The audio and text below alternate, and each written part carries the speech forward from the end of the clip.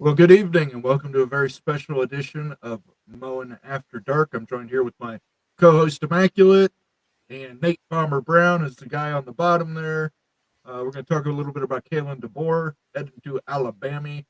Talk about how the dominoes are going to fall, how that's going to affect coaching hires, transfer portal, all the good stuff that happens when a coach leaves a school like that to another school. So we'll be discussing that. Immaculate has a little information, I think, about the NCAA Convention, some of the stuff that's come out of that we can discuss, and we can discuss college football realignment as well. Now that we know Norville is going to stay at Florida State and Dabo Swinney is staying put at Clemson. How are you guys doing this evening? We're Good. How's Mardi Gras? Yeah, how's Mardi Gras? That's good.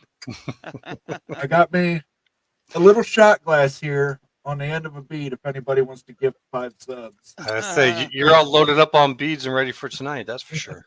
Yeah. So that is out there in the chat. Let's say hello to some people who came in here. Sergeant Mr. Monkey says was first. Sergeant Pickles is the proud father of 2 bouncing bundles of joy, and we will. Yeah, congratulations 2 for again. 1. Way to go. I'm sure the pleasure was all his. Conundrums here in the chat. Go Hawks. Go Hawks. RFR Matt. Right. It's going to be a very interesting hire. I agree with you there. The intro smokes your speakers. I will try and tweak the volume down on that a little bit, Conundrum. I'm sorry for that. It's just haphazard. We want to get like that Southern rock sound. I can't help it. Nate, why don't you tell them why this is a Moen After Dark tonight? Yeah, so I didn't get any sleep last night at all. I get migraines and sometimes I don't feel well. So I had to cancel Big 12 Mafia tonight, and I'm going to be here for just the first few minutes of this show, and then I'm going to go to bed. So I appreciate you guys having me on, and I just want to let everybody know that I apologize I had to cancel late, but as always, I'm here for you, and we'll see you soon next week. Yep, sounds good, Yeah. Nate. So, Immaculate, what do you think of the hire? I was a little shocked, but I had him on my top 5, and he is an excellent coach. And in terms of just hiring a coach, I think it's a great pick in terms of bringing in someone who doesn't have any history down there, who, he's going to be working underneath Saban still. I mean, they're talking about having him have an office there, so it's going to be an interesting situation. Kind of feels like maybe Washington just couldn't quite get up enough money to keep him there, and so this happened, and kind of leaves me wondering what would have happened if they did have the money. But this is how it is. Kalen DeBoer is going to Alabama. All of Jimmy Sexton's clients got paid out of this. Dude, it was Every single one of them. he was a conductor. He was having his orchestra. Yeah, Lanning got a raise. Everybody got raises. It was amazing. I want to see what Lanning and Sarkisian got. I actually met somebody who goes way back with Sexton. Uh-oh. Oh, great. Yeah, Get him on the like show. as an individual. I can't spill the name, but yeah, somebody that I know pretty well. I found out has connections with him, so I'm going to try to tap into that resource and that knowledge in the future. But yeah, really interesting. I'm sure everybody would love to have him on the show. We might have to be a little more stringent on moderation that because Jimmy Sexton is not a well-liked guy among certain fan bases. I'm sure right now Washington fans want nothing to do with Jimmy. But he has controlled the SEC. He is the ringleader. In the end, though, I mean, in the end, that was Washington. Washington didn't quite come up with the money. I mean, they even put out Norvell, what Norvell made, both the amount of time and the money. And that was basically the statement of, this is what you got to pay in order to get an A-lister on Sexton's crew.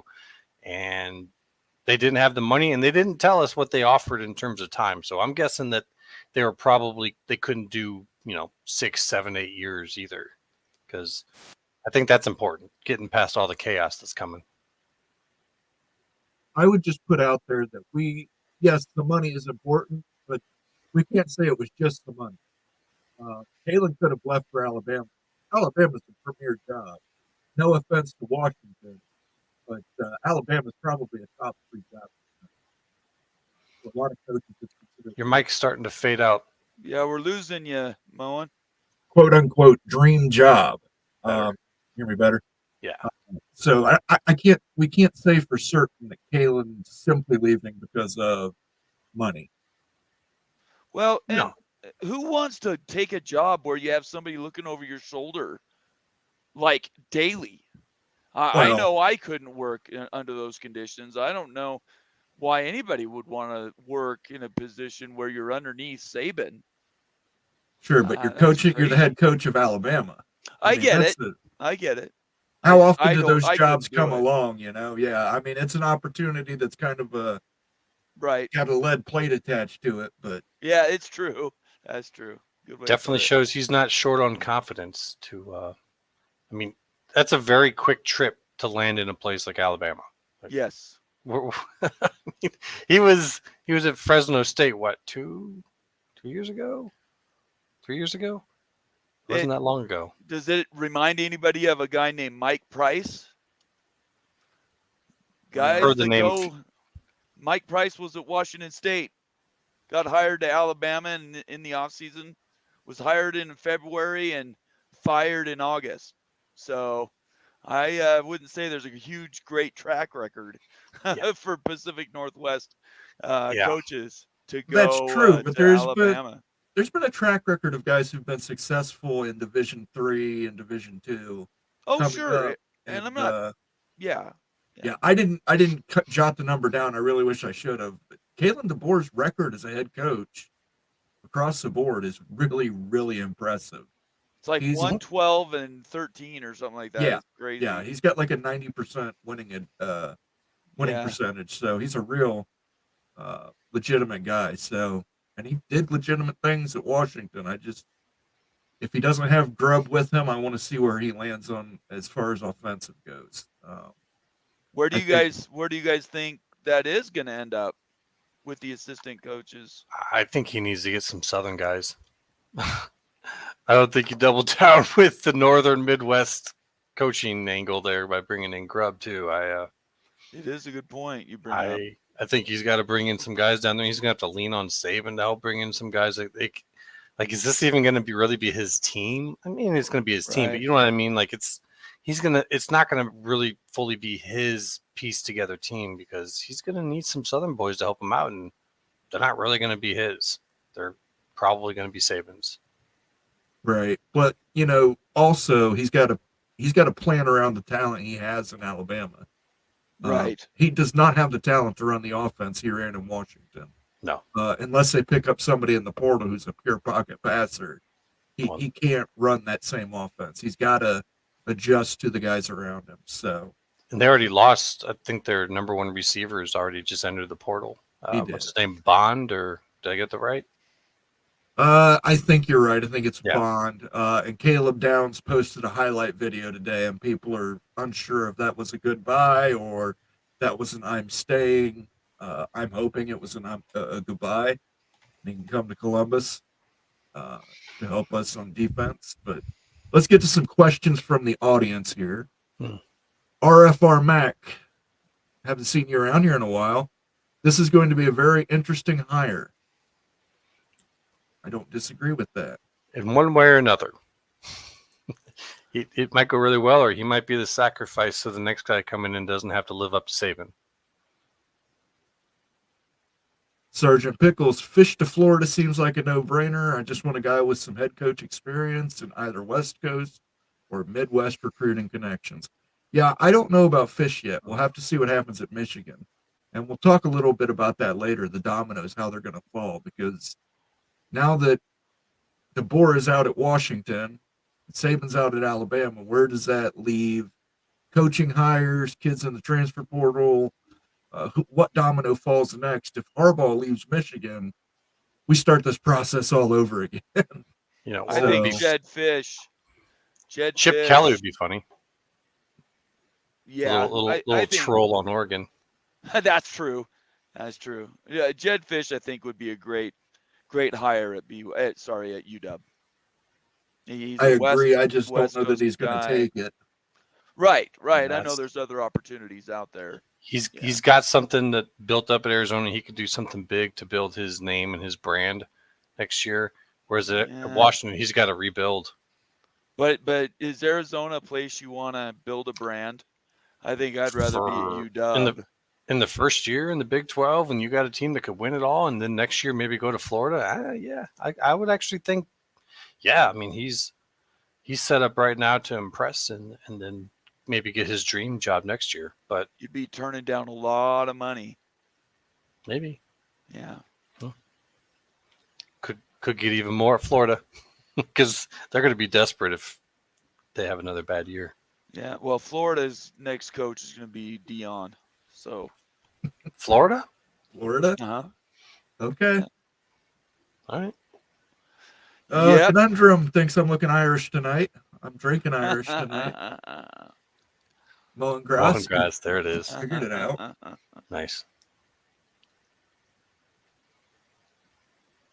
Nitwit says you got to know when to hold them, know when to fold them, know when to walk away. The gamble didn't quite work out. Really would have loved to see the full thing unfold, but it didn't happen. Timothy Green hopes you feel better soon. Oh, thanks, Timothy. I appreciate it. Conundrum thinks Saban will be helpful for DeBoer's transition into the SEC. That's a great point. How much would you put on helpful and how much would you put on hindrance? What percentage would you give each? Do you think he's going to be 70% helpful and 30% hindrance? Or do you think it's going to be Saban overlooking Kalen DeBoer? I think he's going to be a hindrance. Okay. They might want him there, but I think he's going to meddle. It's not set up. Kalen DeBoer's walking into a bad situation, in my opinion. I think for DeBoer that probably helps. But for the overall situation, it's going to make it very confusing for people.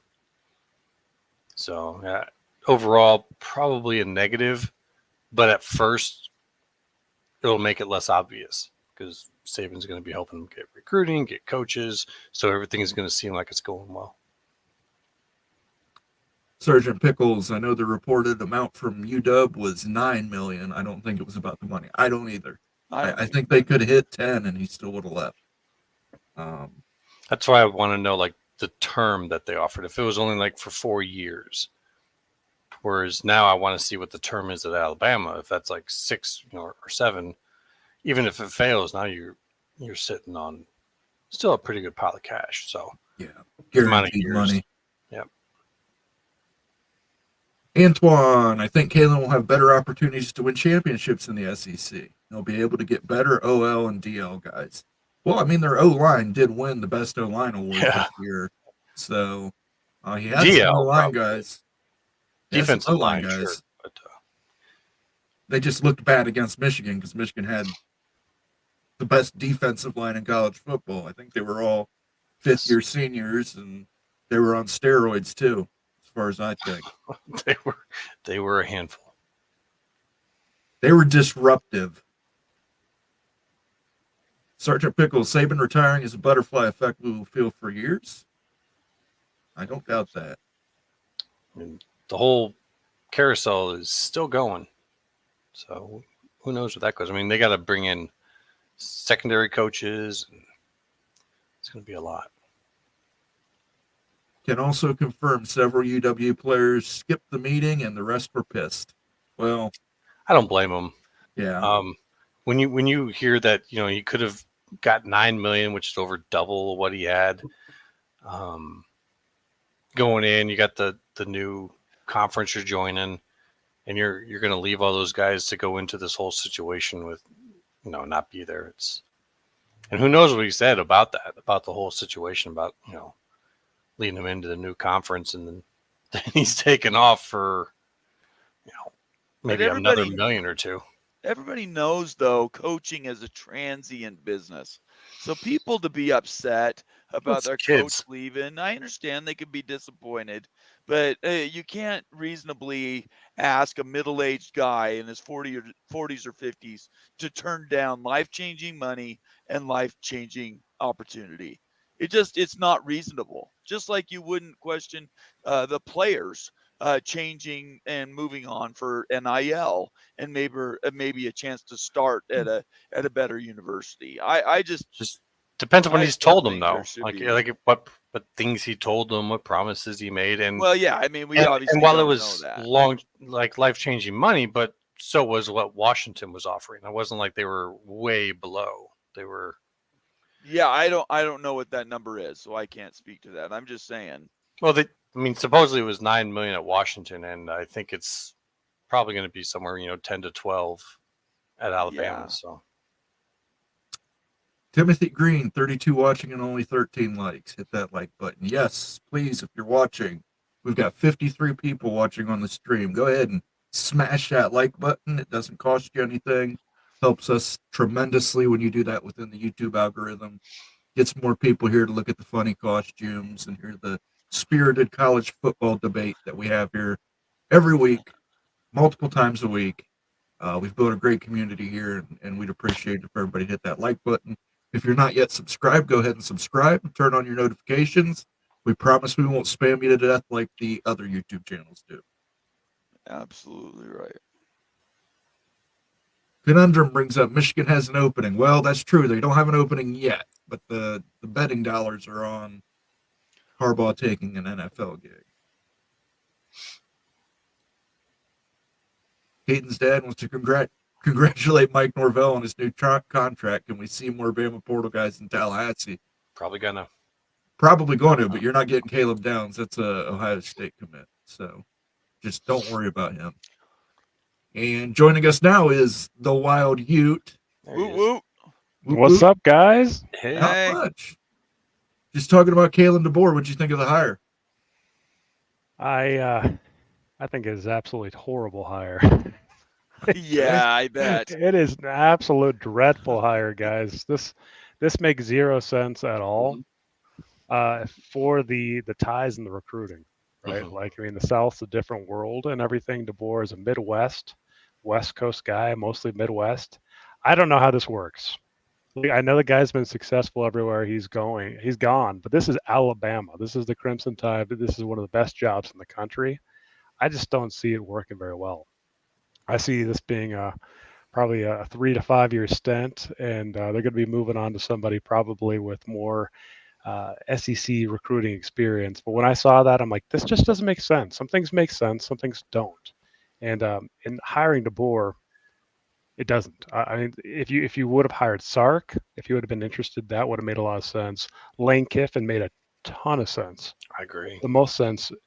But DeBoer up in Washington, and I mean, he was like what in Division 2 or 3 before, and then Yeah. he was the offensive coordinator for Indiana. Like, where's his ties to the SEC?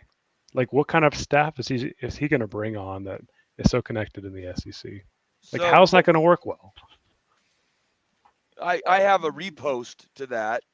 My thought is it's not so important who they get hired right now, because whoever it is, you're following the GOAT, the legend, and nobody's going to be able to live up to that. So in my opinion, this is a short-term hire no matter what, no matter who was there.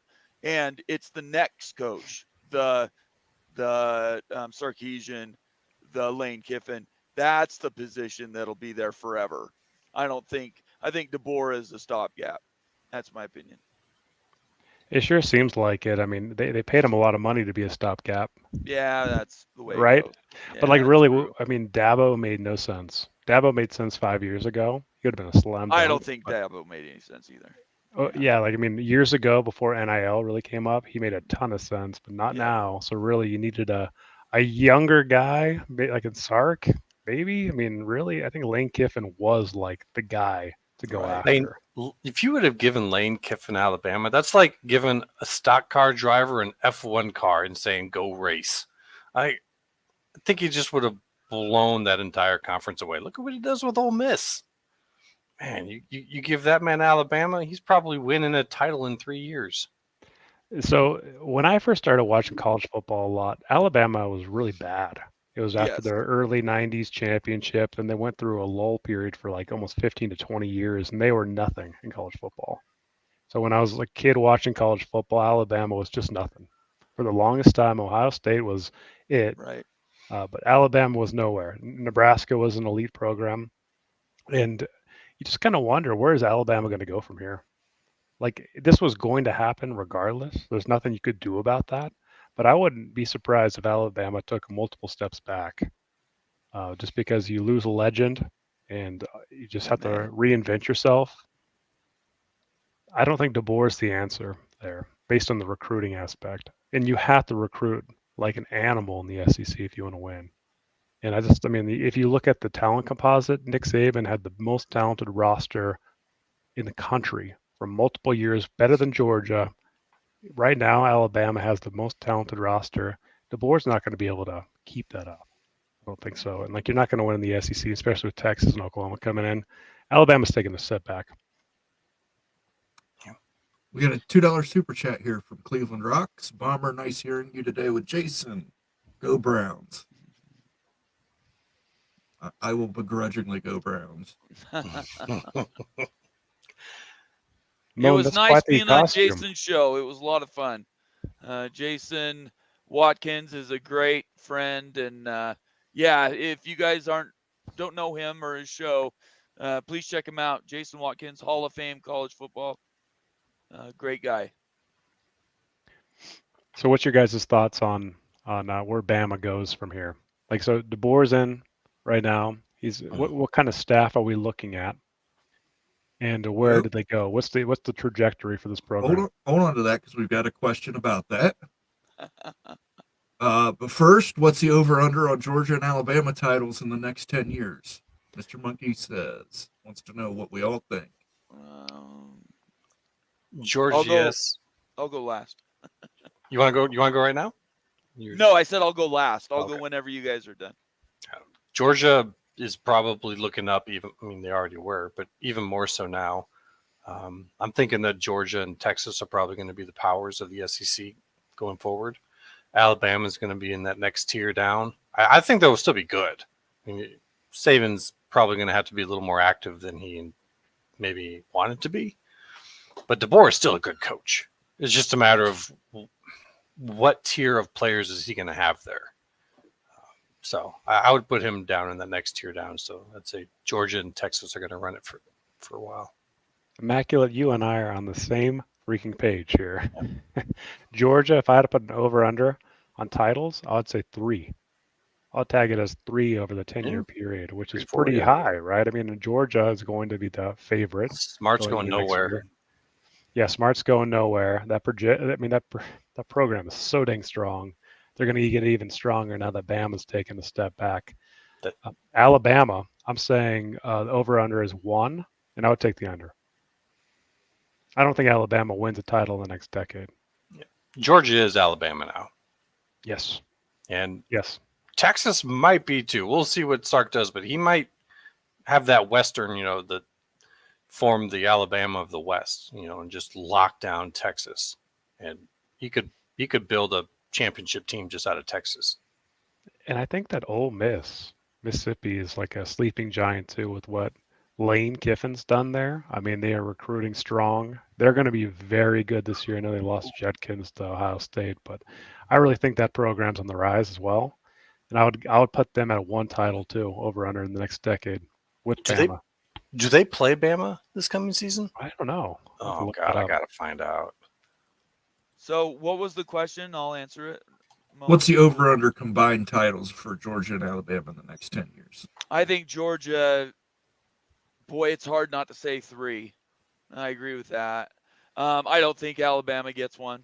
And I think DeBoer is a stopgap, that natural give a buffer. Like when Kyle Whittingham retires, when Lavelle retired, when Bobby Bowden. You don't want to be the guy that follows the guy. And so I think DeBoer is a stopgap, just buys them some time. I don't think Alabama wins a title unless they get Lane Kiffin or Sarkisian back as their coach in 3 or 4 years, and then I would say Alabama could get 2 in the remaining 6 years. So I think Georgia gets 3. I think Alabama gets none without a coaching change again. And who was the other school? What That's about it, just Texas? Georgia and Georgia, Alabama. Alabama. Then that's it. Throw Texas in there too. What about Texas, the Longhorns? Yeah, I think Texas could win one. I definitely do. But I don't think they're going to go on a run where they win 3 or even 2. I think they'll get 1 and then fall back like they did with Mac. I think the panel is overlooking the fact we're going to a 12-team playoff. I think that is going to significantly hamper any team's ability to be a repeat champion. You're right. I'm putting the number at 2. That's a good point. So do you think that DeBoer is going to win a championship at Alabama, Moen? He could. I believe he could. I mean, it's not outside the realm of possibility. The guy's won everywhere he's went. Until he Right. starts losing someplace, I got to go with the odds that he's going to keep winning. Now that he's at Alabama with a stronger talent pool to draw from, I mean, look at where he took Washington the last 2 seasons. Right. Right. After the disaster they were. So now imagine you're giving him a fully loaded gun and setting him out there. He's gonna do some damage here. And the SEC is just gonna be the SEC is the new pack. Everybody's gonna cannibalize everybody. And then you got to go to the 12-team playoff. You know what? Okay, so if DeBoer can land one guy that is actually like an all-star recruiter, he's been at Bama before, he's been all over the place, but he is just a dynamic recruiter. He's over at Oregon right now. His name's Tosh Lepo. I think I'm saying his name. His name's Tosh, though. If DeBoer can somehow land him back at Alabama as a coordinator, defensive coordinator, I think everything changes and like that trajectory changes, and all of a sudden Bama's going to land recruits. But he needs some type of slam dunk ace recruiter on that staff that has experience recruiting in the Southeast. If he doesn't get that, then he is screwed. Serious, like, because 3- and 4-star kids, 4-star kids ain't going to win in the SEC. You need 5-star kids. We have a $20 super chat from Nitwit. Who wants Nice. us to rank the top Oof, coaches in the that's a SEC tough right now? I could just That's sop you up tough. with a biscuit, nature. Who do you Kirby want to Smart. go first? Kirby Smart has to be. I'm just saying top coaches. Kirby Smart, if we're including Texas and Oklahoma. Yes. Steve Sarkisian, and then Brian Kelly. And Lane Kiffin. Lane Kiffin would be my 4.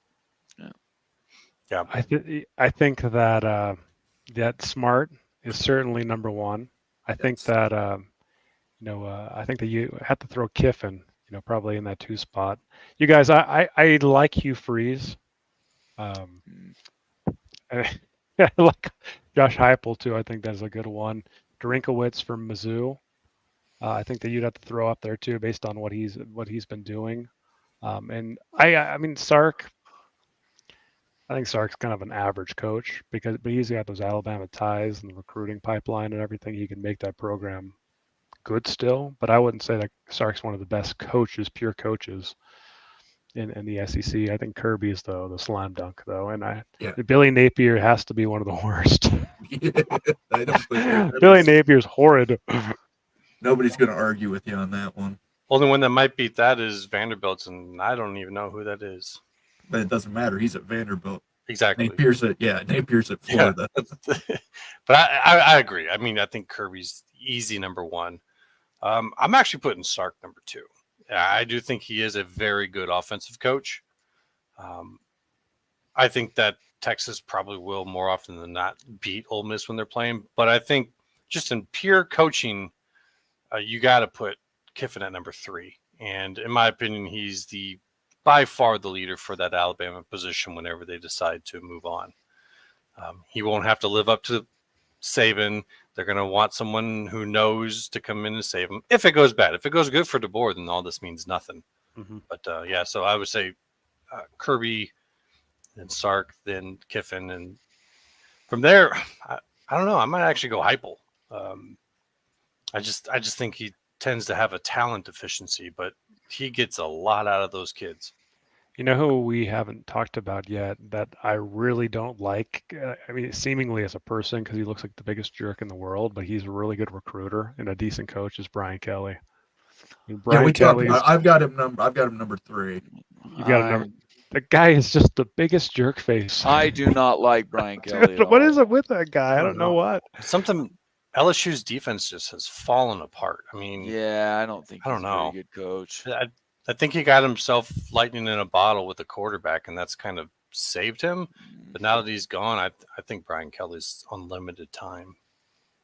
Oh, We'll at see. LSU, definitely. Mhm. For sure. Yep. Yep, no doubt about it.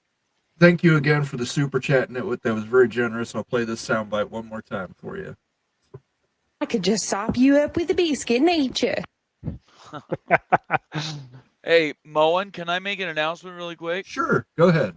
So, we at the Big 12 Mafia channel, along with Moen After Dark and the Immaculate Review and whatever name we're going to give to Immaculate and Utes, little side shows that they're going to be doing, the special things that go for subscribers. We're going to do some reorganization, and we want to start bringing in additional shows. So we don't necessarily only want to focus on the Big 12. We don't already do that anyway. We cover most of college football, but to create that larger umbrella, we want everybody to subscribe and follow the college football Mafia. It's the CFB Mafia.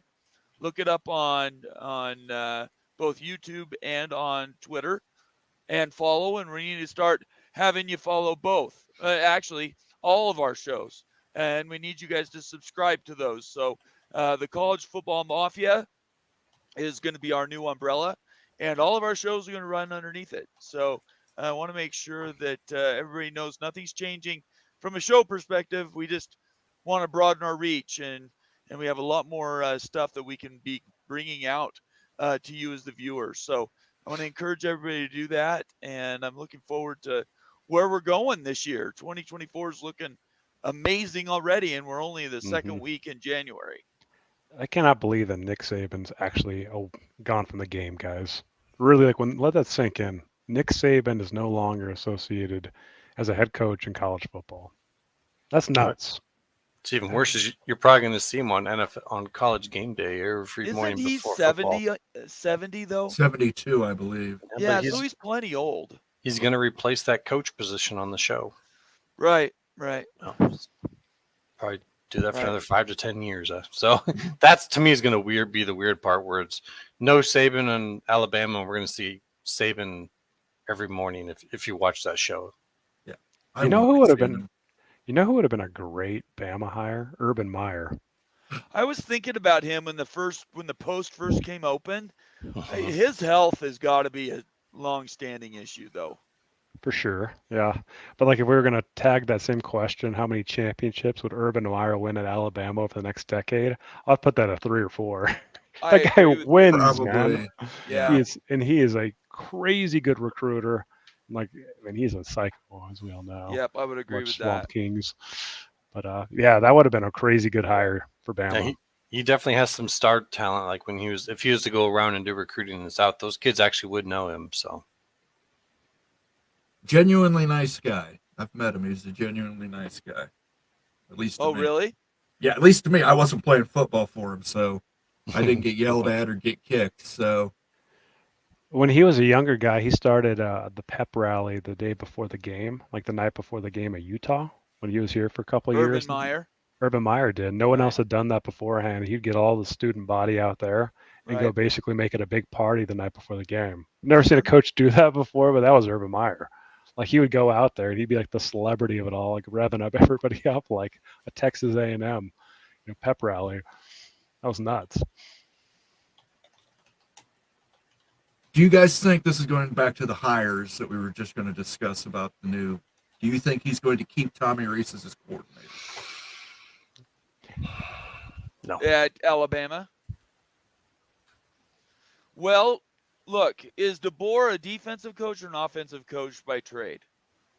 Offensive, I do believe. Yeah. So in my opinion, you hire a defensive coach. You don't have to have an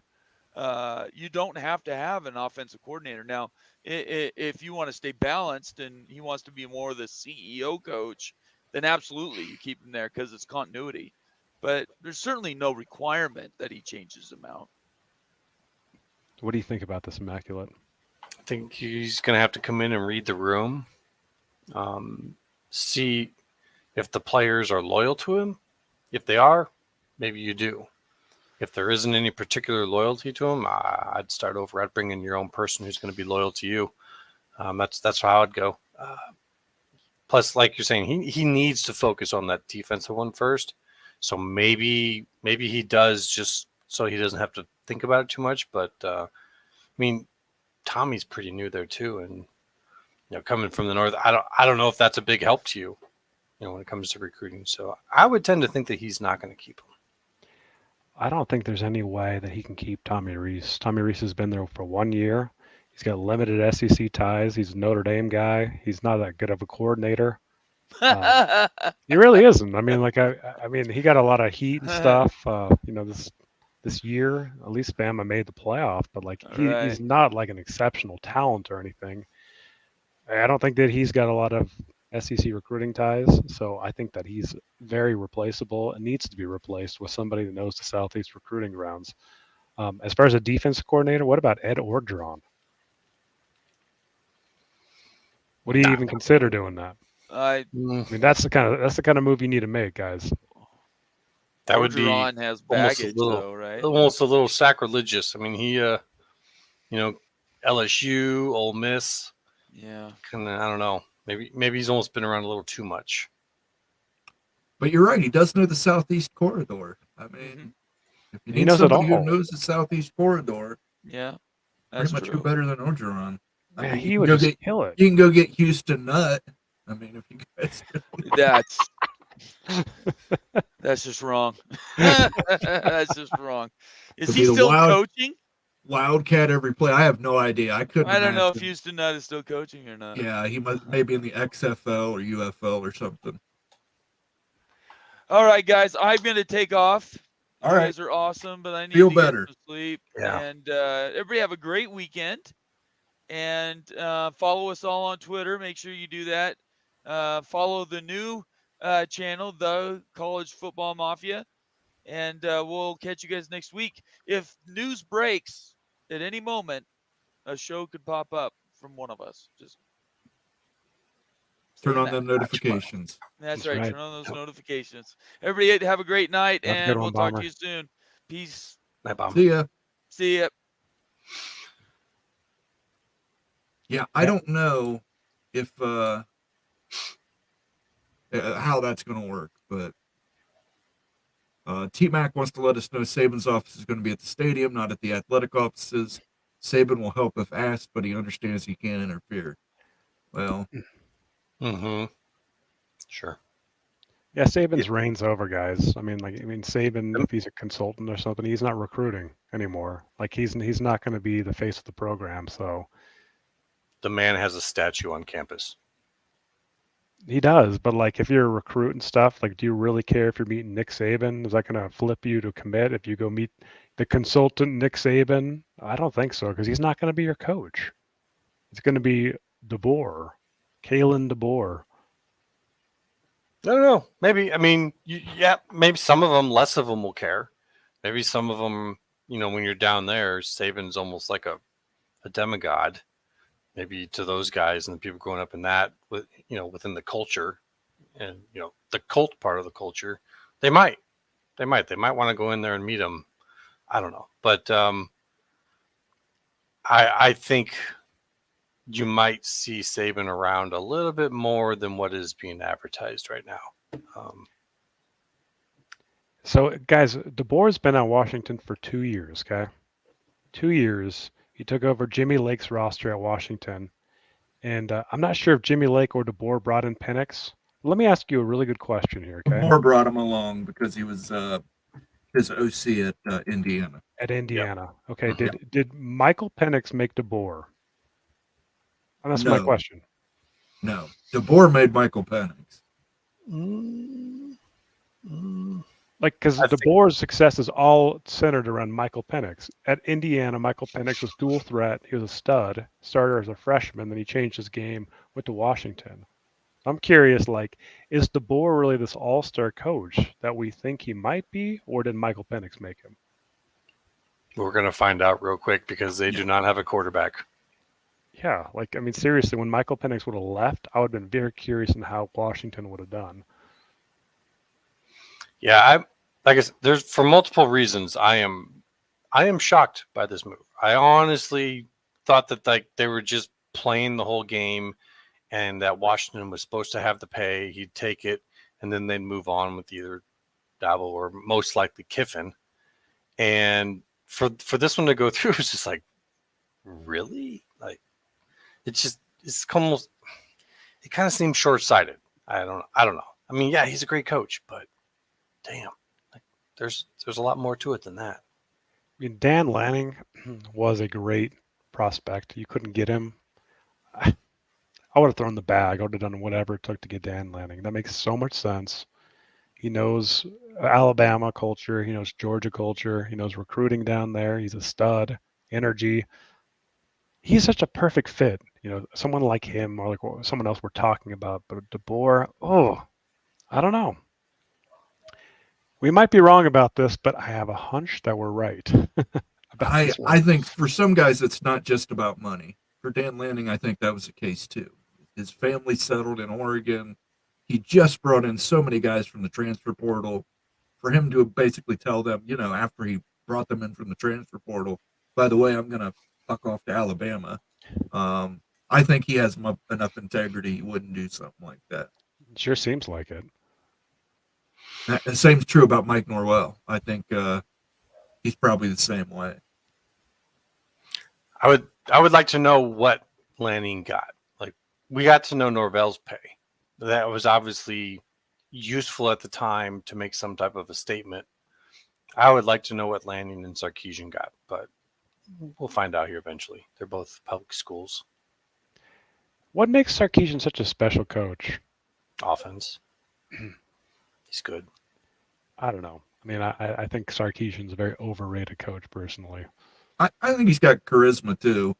Can't underestimate how he can connect with those kids and get them to play for him. He's very one-sided offense and a very good recruiter. He needs a very good to great defensive coordinator to be with him, though. They were one pass away from going to the national title this year. Mm-hmm. Oh, yeah. It's a good team. You know what? I've got a little bias too because Sarkisian beat my K-State Wildcats in the 1996 Cotton Bowl, and I've never really forgiven him after that. He played for the BYU Cougars, so it's like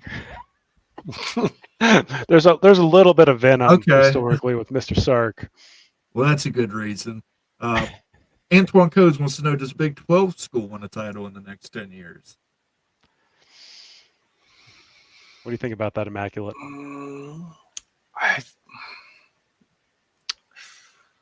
Maybe. I could see one, maybe. Like I don't know. It's so hard to say because with the 12 teams, with how this is going to go, I think it's going to be tough though, because like what we're going to see is if a team starts to rise, their coach is going to get poached, kids are going to get transfer portaled away. It's going to be tough. But is it possible? Yes. What's the team to do it? We'll give 3 teams that have the opportunity to actually win a title. I would say Arizona, but I think Fish is probably going to go after this year. If this is going to sound very homerish, very, but I would actually say Dillingham at ASU because I think he'll stick around long enough to build something. Whereas I think a lot of these other ones, maybe Kansas with Leopold, because I don't think he's going anywhere. Kleiman with Kansas State, maybe. Utah, how long do you got Whittingham for? Whittingham is in his 60s, so he could hang it up at any time.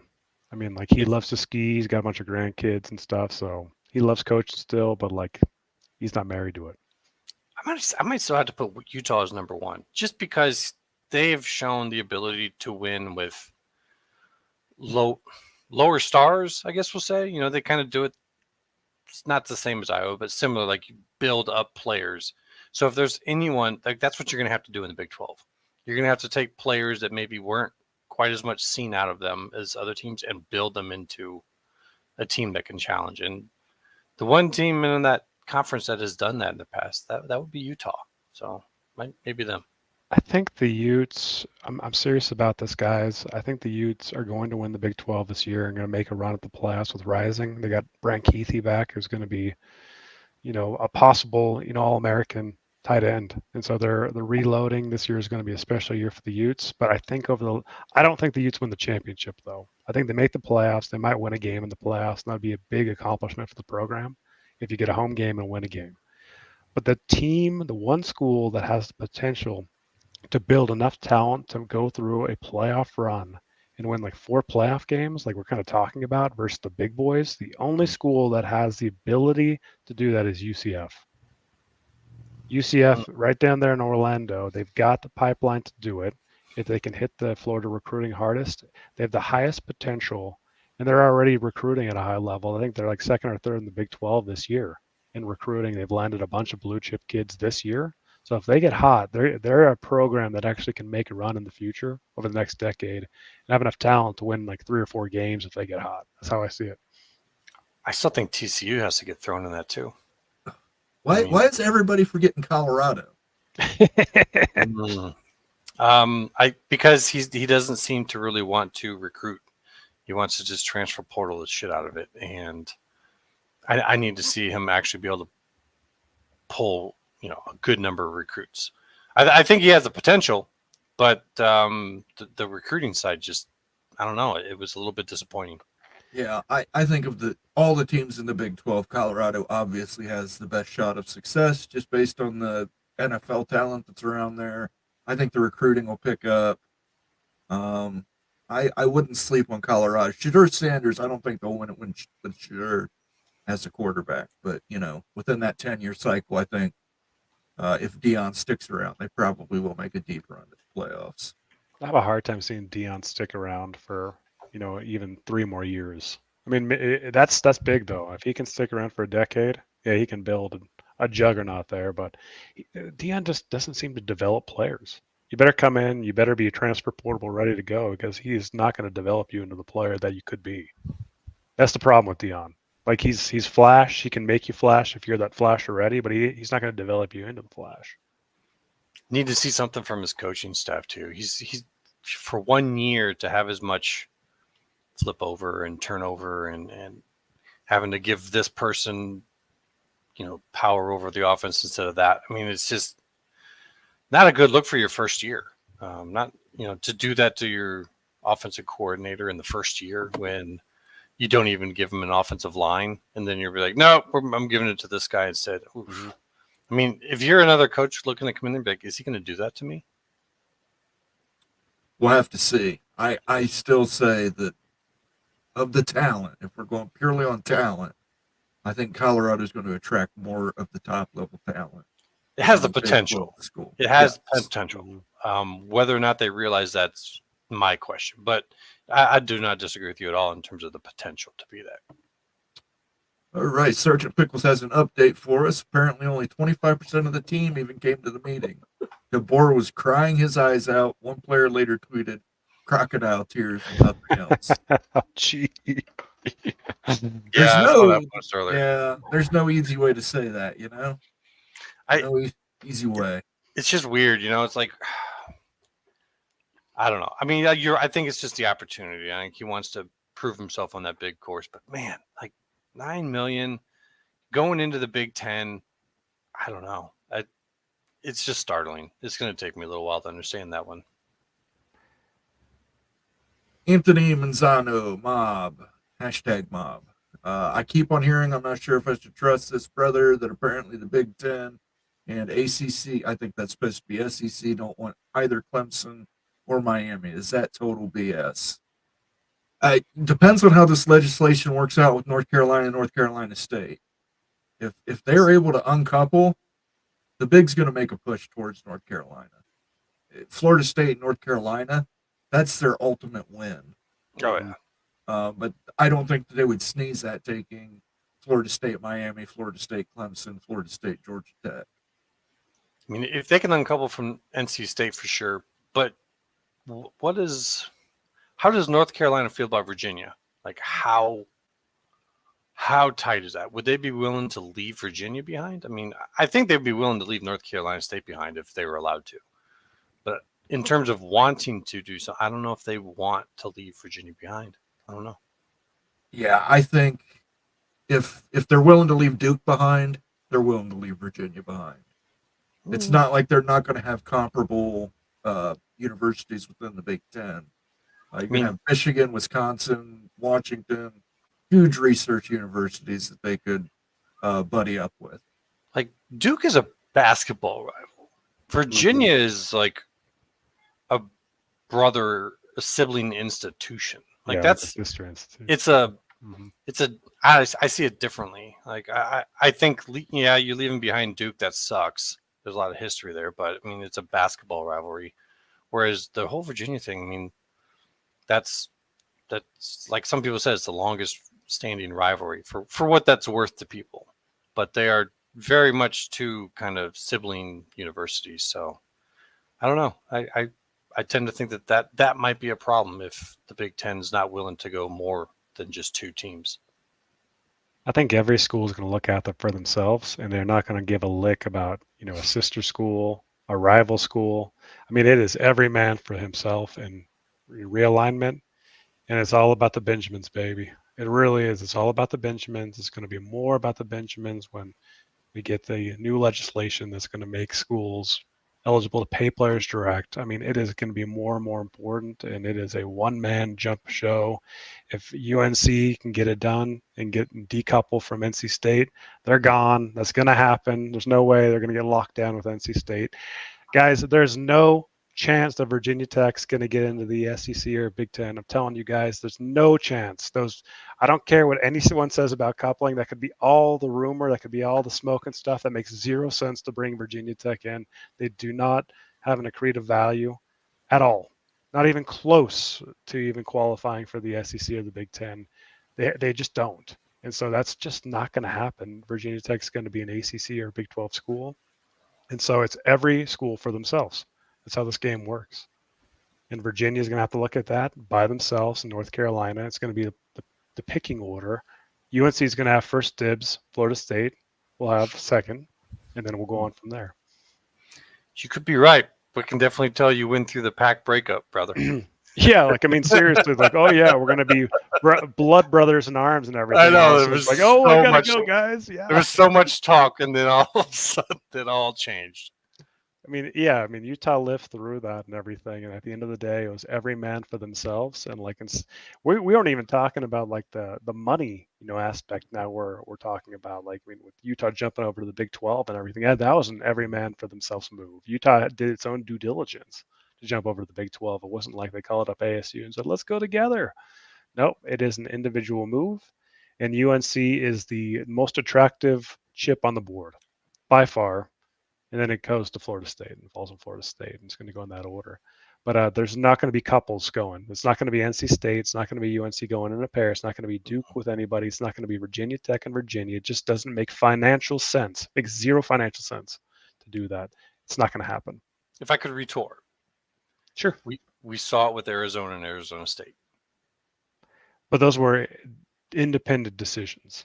They actually have the same board. And the board was saying that they would allow them to separate, but that they wanted to see them stay together. Now, how you read that, if you read it just directly as it is, and they're allowing them to go, or maybe if you are at those schools and you're saying they're saying that, but we're picking up this little vibe that if we separate, we might be facing a little trouble. But like I said, my point being is it was the same board, and they ended up going together, and you could argue that doubling up in Arizona maybe isn't the better bet, and picking someone up out of the Pacific Northwest would have been a better overall value than taking both Arizona and Arizona State. But it happened. We're also talking about clearing a $31 million bar versus an $80 million bar. Yeah, fair. Like we're talking about over double the value and everything. So Yeah. you're bringing Virginia, who has one of the lowest TV ratings in the ACC, guys, in football. Seriously, Virginia doesn't bring eyeballs at all. They bring other things. I get that, a market and other things. I don't think Virginia is accretive to the Big Ten by itself, but they have other ancillary values. Virginia Tech sure isn't. So you got two schools that don't even meet the bar. How are you going to bring them both on? How does that make any sense? It doesn't. I've only thought that they could get all four into the SEC is if they were willing to take half to 2/3 pay. It's two schools maybe for full pay, but if those states are gonna force that upon the SEC, that the SEC would turn around and be like, okay, well then you all lose pay. I think the only way in some cases that would work is if you had in perpetuality, if you take 50% revenue for the life of your existence in this contract, not for 7 years, but forever. I'm serious about that. Like, because at the end of the day, after 7-year contract, you're going to get paid a full share. That's how it's always worked in the past. And so I don't think there's any which way in the future cash flow that a Virginia Tech could ever qualify for making $70 to $80 million a year. Maybe if they will sign off forever and like for an ever contract at 50 to 25% revenue distribution, that we haven't seen that yet. That could happen. That could make sense. I have a hard time seeing it. I think you got to go back in time a little bit and see then at that point in time what Virginia Tech has been in the past. And I actually do think they have the potential to come back. It's just one of those things where when they're down, they're not viewed as much. So I don't think you're wrong, but at the same time, I think in the long term, I think they could come back up. I think Virginia could come up in the long term. I think, you put those schools in the SEC and you give them, like you're saying, 7 years, what you come out with at the end might surprise you, or they might just be bottom dwellers. But that also is something that the SEC needs. One of their problems that you're saying is they're going to be a pack, that they're going to feed off of each other. And that's because they're adding in, Oklahoma and Texas, and you've got all these other programs that are doing good, like Ole Miss now. Ole Miss used to be a team you beat around. That's not the case anymore. Mm-hmm. You could bring in those four schools, and 2, 3 of them, maybe 4 of them, are your kick around schools that help keep your main brands actually good. So I know it's not, everyone always thinks like, just adding in big brand names, but they've kind of built up a little heavy. I mean, when you look at it, Texas, Oklahoma, look at Missouri, how they're playing. I would say Texas A&M, any year they could possibly finally get good. Elko might get them good within a year or two. I almost think the SEC could use a couple teams to just kick around. So I don't know. That might actually be good for the value, even if they don't ever win. I really wonder, though, if we're going to get to the point where you're adding a school like Virginia Tech that on its face, like maybe worth about $35 million in distributions based on like the independent assessments.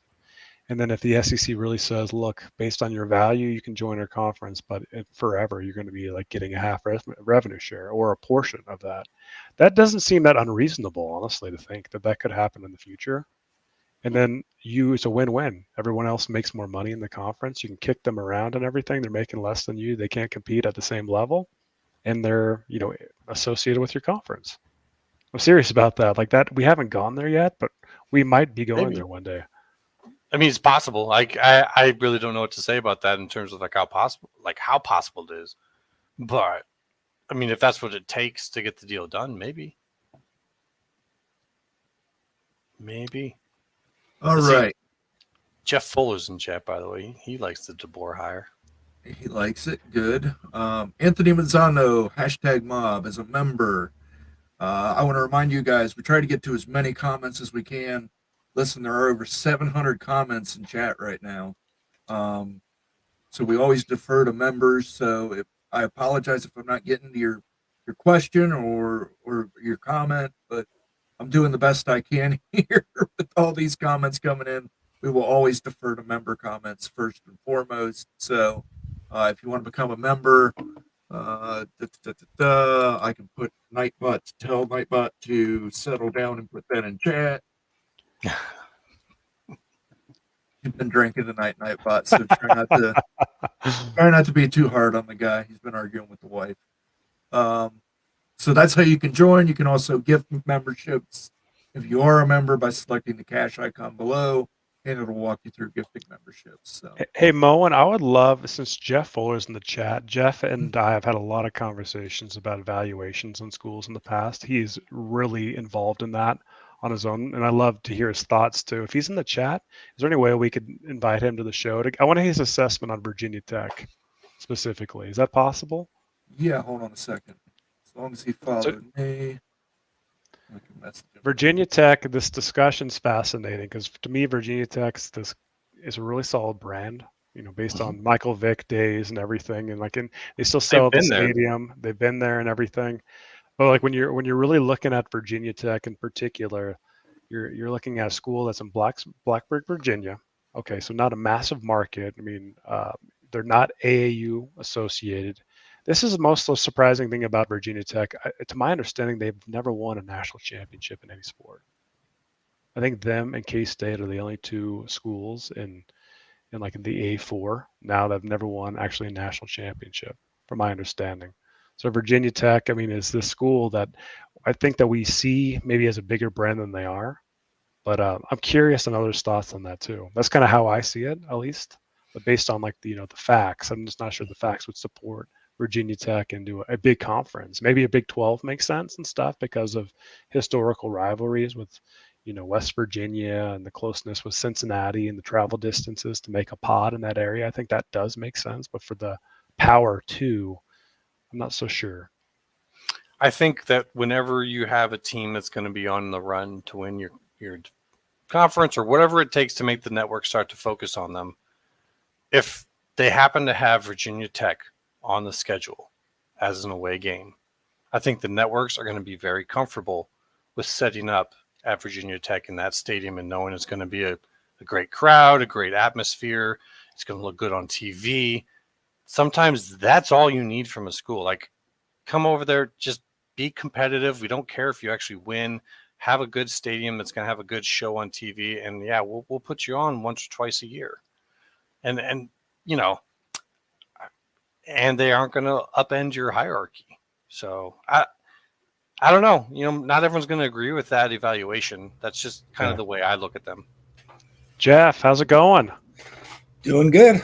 What's up, man? You guys hear me all right? Yep, We can hear you. Awesome.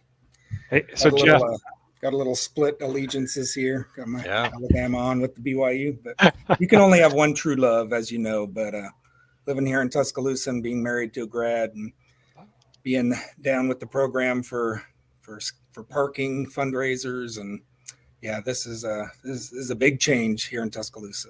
So Jeff was waving his BYU flag at a college game day, about 2 months ago, and so you could see the BYU flag waving in Tuscaloosa when game day was down there. So kudos to you, Jeff.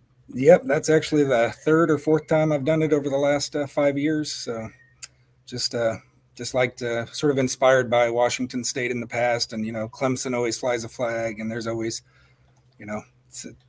always good supporters of other teams, sort of showing their brand. So what's beautiful your view? Stretch Y. It's a beautiful thing. What's your view on this DeBoer hire? What's your thoughts? Yeah, so I'm actually really excited about it, and I think most of the fan base is. Reportedly, this is the number one target that Alabama brass wanted, and I assume Saban was in on the process and sort of gave his approval. I think he's hopefully a Saban in training. He's had success everywhere. He's shown, interestingly at the Sioux Falls, the NAIA program that they were at the top and stayed at the top. So that it sort of shows, sure, it's different levels of competition, but, just showing that you can stay at the top and maintain success, I think was very interesting. And he's shown he can take bad teams and make them good. Fresno State, I think, was 3-9 or something the year before he got there. And first year he was there, they were 3-3 the COVID year. And then they were a 10-win team the next year, and picked up by Washington, took a good team and made them pretty great in the 2-year period. So he's shown he can, bring up a team. He's shown he can be at the top and stay at the top. Recruiting, I think there's a whole machine around recruiting here in Alabama, and if Saban's going to be sticking around, that adds some sort of cachet to some of the recruits, and just Alabama. I mean, part of it just recruits itself, but he does have to make the connections, but by all accounts, he's a worker. I don't know if you saw the interview Saban did with Reese Davis just right after his retirement announcement. But he said one of the reasons he was retiring is he couldn't really continue to go to sleep at 2:00 in the morning and wake up at 6:00 and go right back at it. He's a man who he is fully committed and has been for decades, and that's part of why the success has happened. And I don't know if anyone can work that hard or anyone else will outwork what he's done here, but I think DeBoer is definitely that sort of small state, got a chip on your shoulder, make it in the big world from the small town kind of guy like Saban has been. He's from West Virginia, poorer communities, smaller communities, and really has always had that chip on his shoulder that he's gonna rise to the top. Hopefully DeBoer's of the same ilk. What's DeBoer? What's the number one thing that he needs to focus on right now to continue the Alabama success? I think maintaining as much of the recruiting staff and bringing in, top-notch coordinators. That's actually one of the reasons Alabama's been relatively down. Just made the playoff, but still it's a relatively down last few years. Is he's lost so many top-notch coordinators to be his competition and head coaches at other programs. But he's just been able to bring in great coaching talent, and that's been lacking. The coordinators the last 3 to 5 years haven't been as top-notch as he's had before. And part of that may just be that people sort of knew he was near the end of his pinnacle and about to retire and hard to bring in people. But I think coordinators are number one, and then keeping as much recruiting staff in place that are here right now, because there's a huge recruiting machine that Saban has built, and maintaining as much of that as possible is vital. Yeah, Question. absolutely. Go ahead. Question for you. We've been trying to figure out whether we think that maybe he'll bring Grubb or what he's going to do. Do you think he's going to have to lean on bringing in some guys from down there as his coordinators, or what do you think he's going to do? What's your feel? Sure. I mean, that's going to be up to him. I don't know if Grubb's a great recruiter. I don't know if DeBoer is the offensive mastermind or Grubb is. I think Grubb's high on the list to stay at Washington, I think, as a possible replacement for him. And I think they've been together for a long time as either coordinator and QB coach or head coach and OC together for quite a while. I think even back at Eastern Michigan and on through the ranks. So they seem to have been a package deal, and we'll see what the offers are as a coordinator compared to head coach. Ideally, he keeps them, but it's always the question: who is the mastermind behind it all? Is it DeBoer or is it Grubb? Maybe it's a little both. All right. Well, while you're here, Jeff, you want to help us answer some questions from these people? Sure. All right. We got a lot Anthony going on. Mazzano is following up regarding Clemson and Miami. If they went to the Big 12, would it make every other team in the Big 12 feel like second banana? You're obviously a BYU fan. Would it make you feel like a second banana to have Miami and Clemson within your conference? I mean, those are definitely strong brands. Probably stronger brands than anything that's in the Big 12 now, honestly.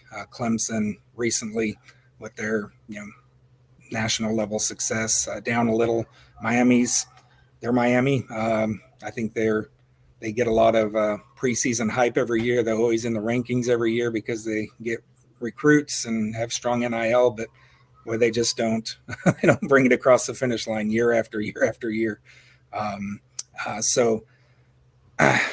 Strong brands. I think I think you talk to those fan bases and they'd be like, oh, we don't want to go to the Big 12. I mean, Utah didn't want to come to the Big 12. A lot of people didn't want to come to the Big 12. I mean, you look at the ACC fan bases. You talk to Pitt, even Virginia Tech people, they view themselves as better than the Big 12, a lot of them. Right.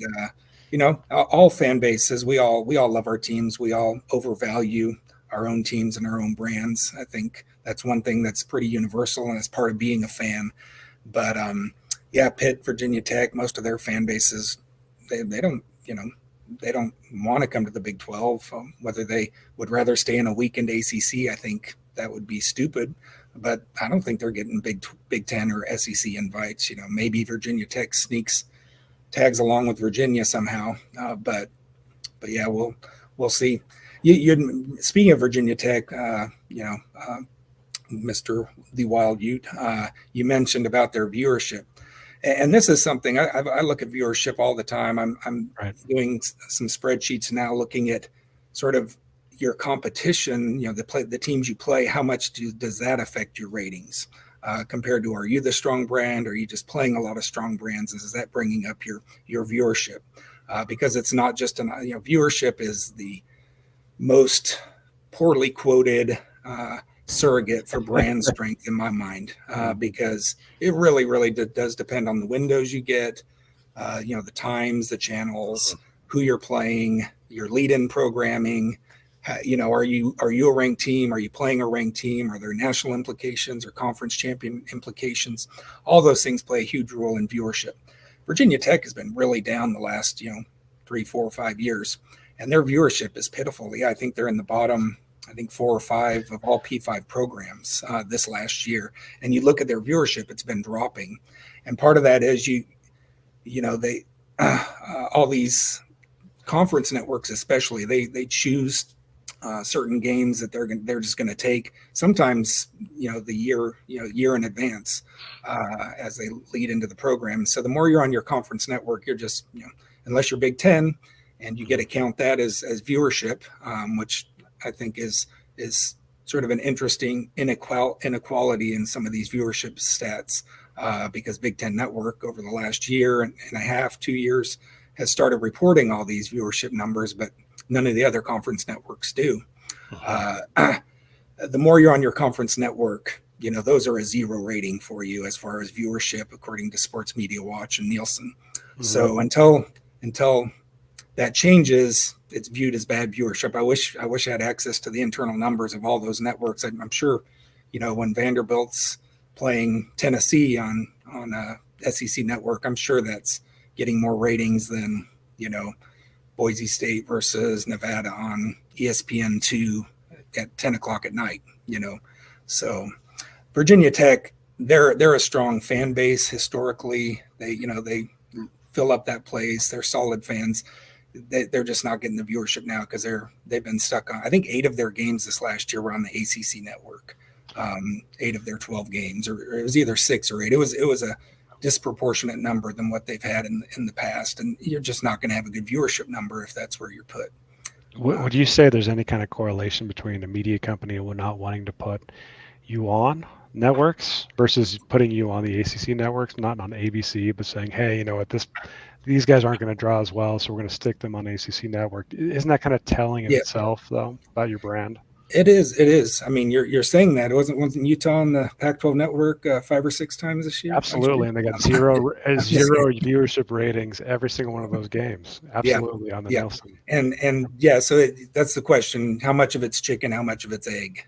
To why you're on the conference network. I think all teams, most conferences have a guarantee that you have to be on there at least once a year, or maybe 3 times over a 2-year period, or something like that. Because they're not sticking Ohio State and Michigan or Alabama, those programs on their conference networks, hardly at all, if at all, maybe one time a year. I think it was twice. I think even Michigan was on there twice. There was but they do it early in the OOC games early on in the season, and so you don't realize it, but they do. Mm-hmm. I think every team has to be on the Big 10 network twice. Yeah, and that might vary from conference to conference. Like Arizona was on, on the Pac-12 network, time after time after time the last 3 or 4 years. And, that's sort of what they earned from what they had been the last 5 or 10 years. And, all of a sudden they're good, and they're, getting better channels towards the end of the year. And they're probably going to, be a bigger TV draw going into the next year. So viewership's important. I think it is overvalued, your actual TV numbers, when you start to look at, who you're playing, what channel you're put on. And it'd be interesting to try to tease out a way of how much. That's why I'm digging into these numbers. How much is, your fan base that's just loyal? What's your sort of floor? Do you have a high floor in viewership? Or, like SMU, you look at their ratings. I mean, they had one game, I think, on ESPN2 that was like 28,000 viewers, or maybe it's ESPNU, like 17,000 viewers. There are some really, really pitiful numbers out there. And that's something we've seen on the reporting recently, is there's not a lot of unreported numbers. You look at Sports Media Watch going back 2, 3, 4 years, there's a lot of NAs, so low that it didn't give a rating or didn't give a viewership number, like on ESPNU or maybe FS2. And so that's sort of an interesting new thing that we're getting this last year, are those really low numbers on ESPNU. Most of those games are not breaking 100,000 viewers at all. BYU played Coastal Carolina on ESPNU, and it was the highest rated ESPNU broadcast since, I think, 2016, when LSU was playing a solid game on there. But that was by far the exception. You got 2 ranked teams on ESPNU because it was a Coastal home game, and that's where they wanted to put it. But that was a nationally relevant game during the COVID year, and voila, you got 2 ranked teams, you got a story behind it, and you had good viewership on ESPNU. Wouldn't you think that Virginia Tech, if they were, say, to join the SEC, would have a good potential to build up some rivalries with like Kentucky and Tennessee, and kind of build up that area of the SEC maybe a little bit more? Sure. Is that with Virginia or with them as a tag team, or? Well, actually but I think that Virginia Tech has a better chance to kind of create those type of relationships in the SEC than Virginia does, or maybe even in North Carolina. Because if you watch a Virginia or a North Carolina game, I mean, maybe they'll get excited in the SEC and that'll build up. But as it is right now, I think Virginia Tech's a little better to immediately come in and be SEC. Yeah, you've got the must-see Enter Sandman of the Hokies, and that crowd goes wild. They're supportive fan base. They're one of those, wake the sleeping giant in viewership. You turn them into a double-digit win team, 3 or 4 years in a row, and they're going to major bowls or getting in the playoff once in a while. They're going to have great viewership. I don't think media high risk, like a high risk, high reward type of a situation, maybe. Yeah. Again, I think they probably have a pretty high floor and a pretty high ceiling. We're not talking, Florida State level. We're not talking even probably a Clemson level. But yeah, I think viewership wise, they probably are at least as good as North Carolina, better than Virginia. I think they're a better bet. And it's been a tough few years to judge them on. Like it's exactly. Yeah, you throw them in the SEC, and who knows? Yeah, or even if they're good in whatever conference they're going to be in, their viewership is going to be a lot better than it's been the last few years. But yeah, it's been pitiful the last few years and dropping. You throw them in the Big 12, and they might become your champion. They could. Yeah. Yep. So Jeff, I've got to ask you about this. We haven't had a discussion about this yet, but I'm super curious. So, the curious case of Miami. The Miami Hurricanes say that they were to be able to escape the ACC. They worked a buyout of some way, shape, or form. Where would they fit, and do they fit? Would they be accepted into the SEC or the Big Ten, or would this be a Big 12? Based on your research, what you know about it, where do you see them ending up into the day? Yeah, I think they're going to be mildly not accretive. I think they would probably bring down the average value. I think they're more valuable than a few programs in both those conferences when you start looking at Vanderbilt and Mississippi State and maybe even South Carolina. I think Miami is probably above those, and in the Big Ten, you've got Purdue and Northwestern and Rutgers. I think Miami's a much better draw and brand than those. So the question becomes, how big is their fan base? How passionate is it? I think they're a good brand for TV, just historically, the championships and the convicts versus Catholics, that Notre Dame rivalry. Maybe they do get brought in, as the last maneuver by the Big Ten, along with Notre Dame, with that natural rivalry there. But I just, I really don't have any inside information. I just think their brand is as strong as teams that are being mentioned for the Big Ten or the SEC. So I think kind there's of a the opposite? pathway in their AAU now, which is Yeah. important. Big Ten. Aren't they kind of the opposite of Virginia Tech, though? And everything that we've been talking good about Virginia Tech is like you don't need them to be good. Like they provide you a venue. Miami does not provide a venue. You might go in to play them at the Renta Stadium, and there might be a 10th full, and networks going, oh, geez, we are scheduled to do this. Oh, great. Yeah. It's very risky. Like, yeah, they got a brand, and that kind of fools people into thinking like this is a great ad, but is it? Like, I don't know. Yeah, and again, they get that preseason hype every year. They get pretty decent TV windows because of that brand. I think a lot of people just nostalgically, like to watch Miami and sort of remember what they used to be. But boy, that's a place where hot coaches have gone to die one after another. They get recycled as pretty solid coordinators, Manny Diaz, and we'll see what else happens. But yeah, I think you're right on track there, Immaculate. Yeah, I think once again, I think that they would be great in the Big 12. I don't think the Big 12 is going to care about some of these things quite as much. Like that's just pure brand value.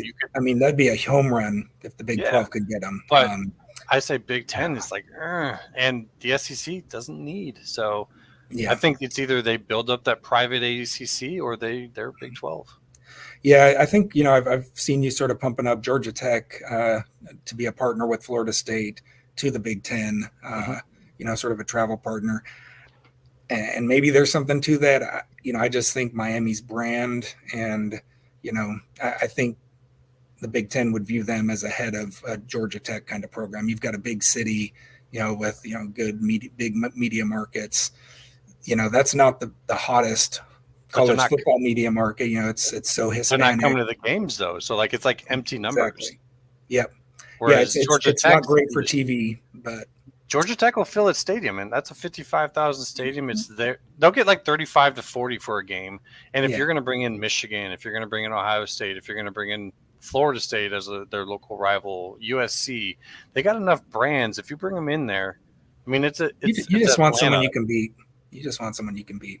That's part of it too.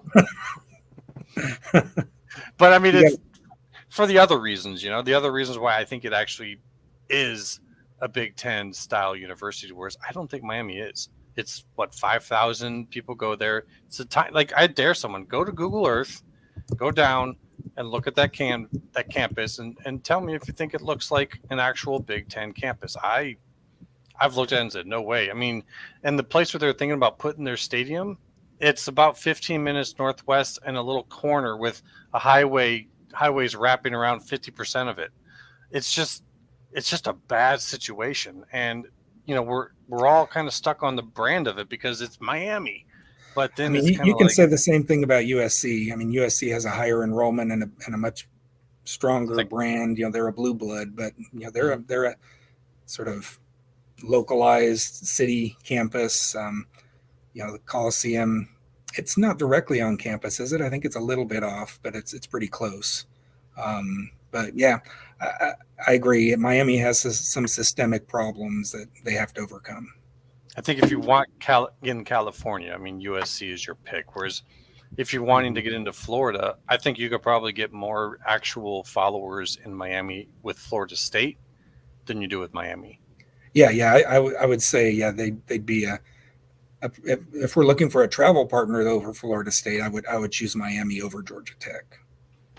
So Georgia Miami offers that brand equity too. Like we talked about before, like your Ohio States, your Michigans, when it's cold out, hey, we're playing at Miami. Let's just go down to Miami and have a nice vacation and everything. So there's a lot more meets the eye than Miami offers. It's much like LA in a lot of ways. So it's very akin to UCLA, I think. Yeah, and I'd put Clemson above Miami by a long shot as well. But again, there may be some, that might not be a school that the Big Ten wants. So we'll see where Clemson ends up. But boy, if Miami and Clemson somehow get left out of the reshuffle and have to come to the Big 12, man, that's a home run for the Big 12. Oh yeah, Jeff, we're going to be celebrating big time if that happens. And they will be dissing our conference right and left, their fan bases, and they just have to be here. And that's, oh well, if that happens, we'll all get through it and hopefully be stronger together going forward. Perfect. Any last thoughts, Jeff? No, I'm just again, I'm real excited. I wasn't shocked by the retirement announcement. I was surprised, when it happened, but so just quick anecdote. I have helped with car parking with my sons of their fundraiser for their scout troop for years and years for Alabama car parking.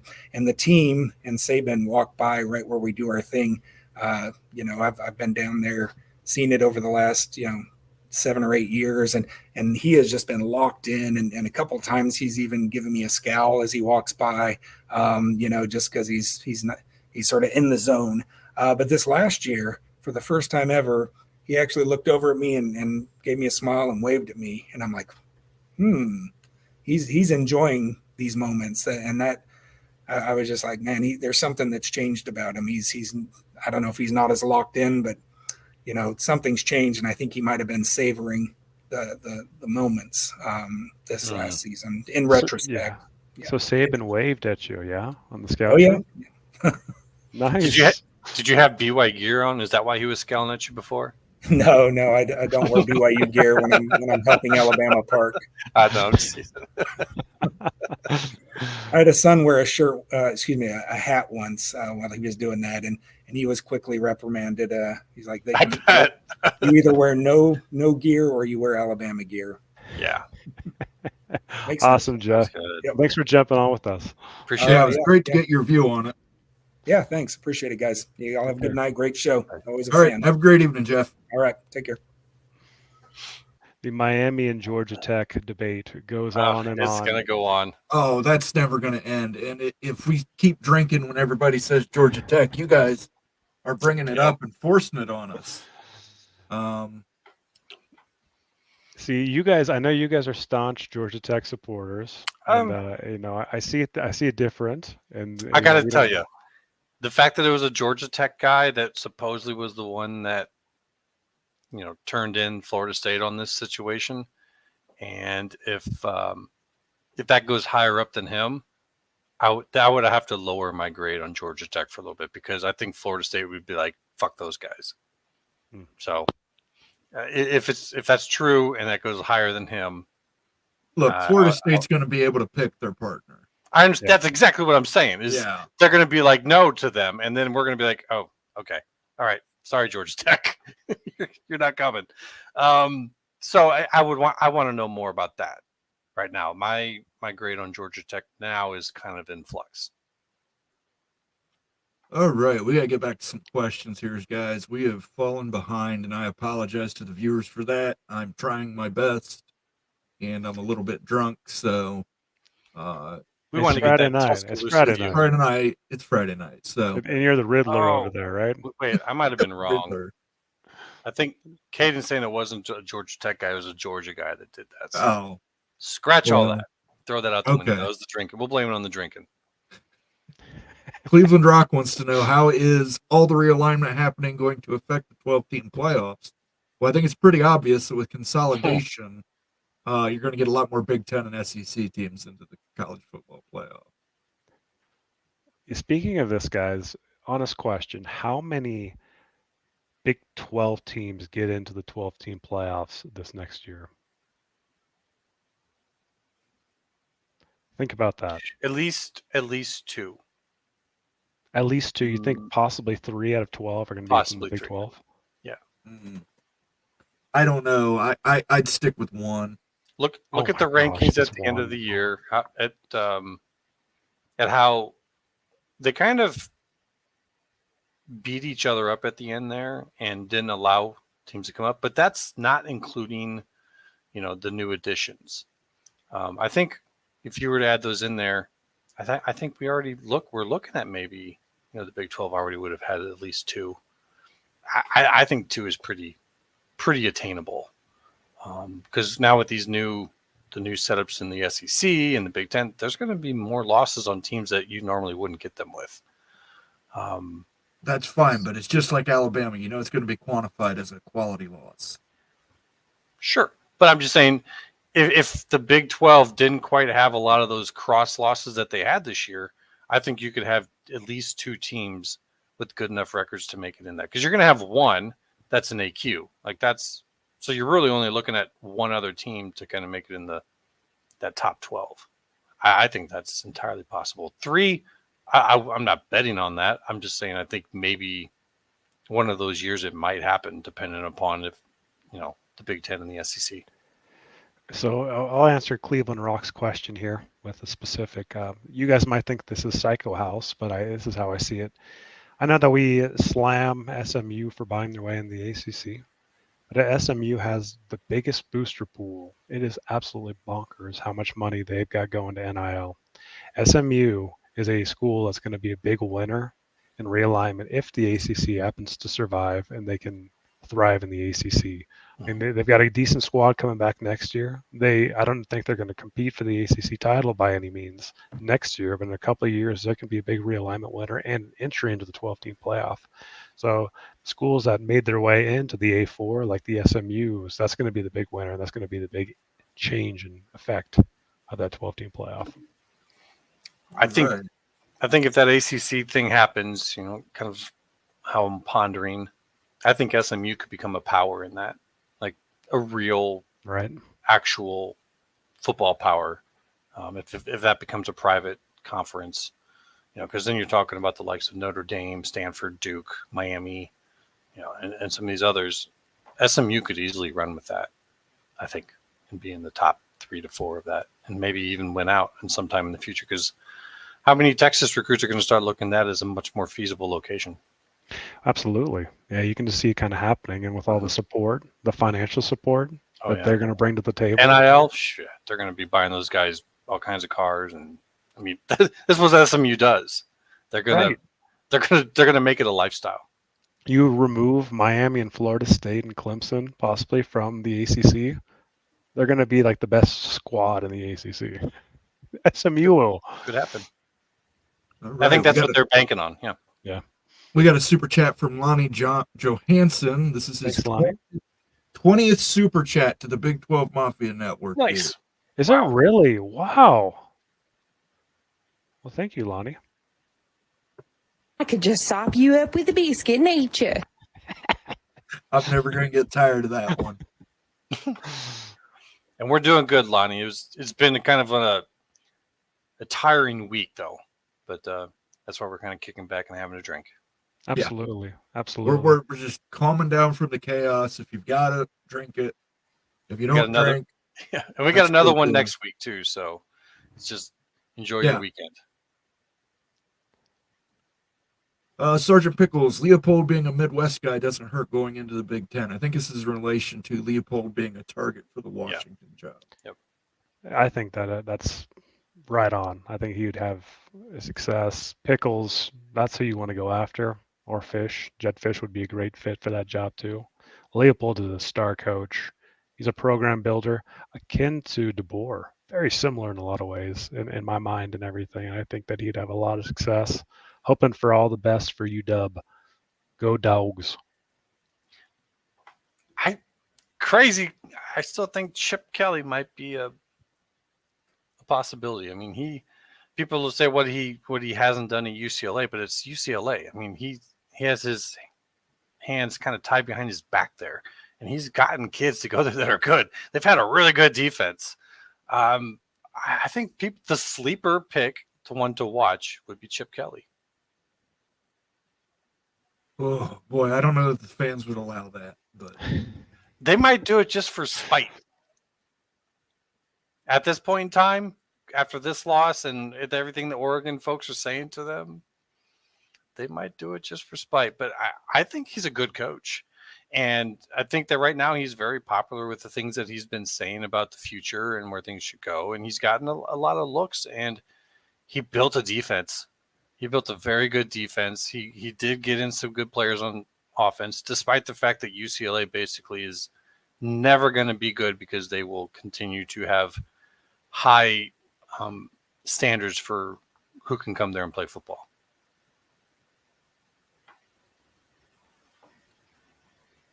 Nitwit, it is North Carolina and UVA to the SEC or bust for SEC expansion. I Probably. don't think that's necessarily true. I think if they could pick up UVA,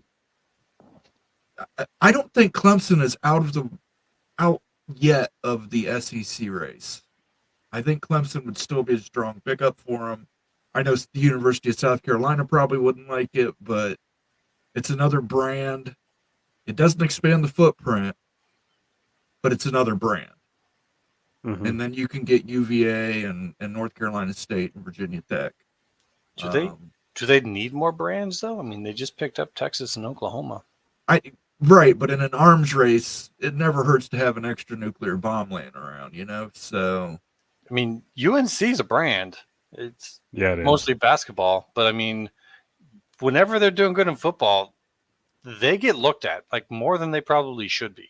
right. But I think North Carolina is the one that could be a tweener where they could go either way. They could be SEC, they could be Big Ten. I don't think if they lose North Carolina, the SEC says, well, we're not going to expand at all. I think they'd still have to make some kind of expansion move to keep up with the Big Ten. But that's the one I think that they absolutely don't want the Big Ten to get. Right. I think, agree. Yeah, I agree. that to me, that's kind of, I agree with him. Maybe not in the way he's saying it, but nonetheless, I agree with him in that is probably right where the SEC wants. They want North Carolina, Virginia. They want to brag about the additions to their academic lineup. They want more power in the AAU so they can start getting more schools in. Virginia Tech and North Carolina State, they got passed up because the ACC didn't quite have enough clout, and Miami, somehow or another, they got that. But the SEC schools are not getting looked at for AAU at all. So every single time they add a school, they always brag about how it's improved their academic standing and whatnot. So I agree with him, actually. I think North Carolina and Virginia is absolutely what they want. The question is whether they'll take North Carolina State and Virginia Tech with them. Yeah, big time. I'm with Nitwick too. I think those are the two on the board for the SEC. I think North Carolina is the crown jewel of realignment. And I'm even looking here, okay, guys, I just pulled the financial statements through Sportico for North Carolina because I wanted to see something, and this is what I've seen in the past too. So the football, so in 2021, 2022, football-related revenues for North Carolina were roughly $57 million. And that's including part of the media distribution from the ACC. Men's basketball typically is significantly lower than football, as we all know. It's about 20 cents on the dollar or even less, and a lot of times with revenues reported by the department. And North Carolina has $32.2 million in men's basketball revenues, which is over half of the football, which is a enormous percentage, actually. So North Carolina brings a decent football brand and an elite basketball brand too, and you pair that with the market, you pair that with the academics, the prestige, the brand of Michael Jordan, everything else. It's the no-brainer crown jewel. It is. And so I think the SEC is just salivating at the idea of going after that and bringing Virginia in as a sister institution. Absolutely, that's got to be the number 1-2 punch right there. I'm not sure anything else really makes sense. I'm with Nitway at 100% on that, actually.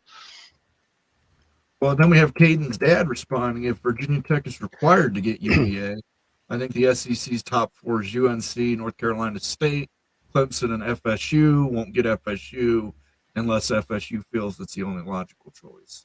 If close, FSU goes to the Big Ten.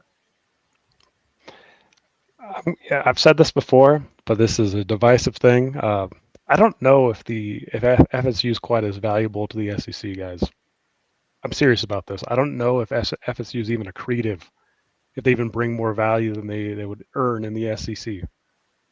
And all you could say is that they've got the brand to do it and that the viewership would increase enough, but they're not bringing much else to the table to the SEC.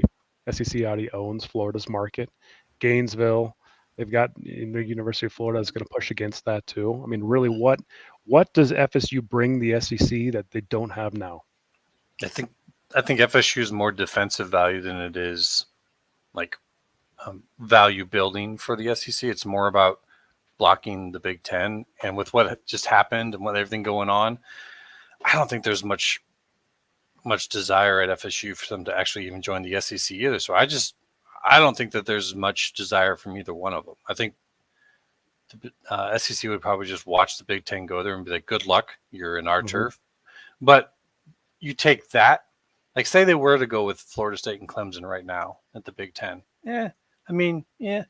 But if they were to come back around again and take North Carolina and Virginia and just go all the way down the East Coast, that's something. And I think that's what they want to stop initially by just taking North Carolina and Virginia, maybe entirely. So, I don't really see a whole lot of chance now for Florida State at SEC. Right, and like nobody's talking about the fact that the SEC really, what do they bring to the SEC? We assume they bring, $70 to $80 million in media rights value. But really, on the academic side, are they an elite SEC institution academically? No. They bring a new market? No. Guys, they don't really bring as much to the SEC as we seem to think intuitively. So I think that's a challenging thought right there. For the Big Ten, absolutely, 100% new market, brand, everything else. But for the SEC, don't see it. Yeah. And that's a brilliant segue to this. This is this new short video you're working on for members, a slide from it. Why don't you tell us what you got going on here? That's right. The vis-a-vis Big Ten. Well, absolutely. Thanks for bringing this up, Moen. So, been working on some analysis here for Florida State, actually, to see to test its brand value versus the Big Ten. Wanted to put Florida State in and measure some important elements that I think are the most important elements for brand value analysis, and to see where Florida State stack ranks with other Big Ten institutions to see if it actually makes sense. So they bring value as far as a brand. Is their brand above average for the Big Ten? See if they're a fit for the Big Ten. So one of the 5 points that I put together here was the perception. And what I mean by perception here is 24/7 last year did an analysis on recruits. They took 1,000 recruits around the nation and surveyed them and asked, hey, recruit, high school recruit, what are the top 25 brands in America, colleges, as far as brands that are recruiting? If you could be recruited by anybody, list out the top 25.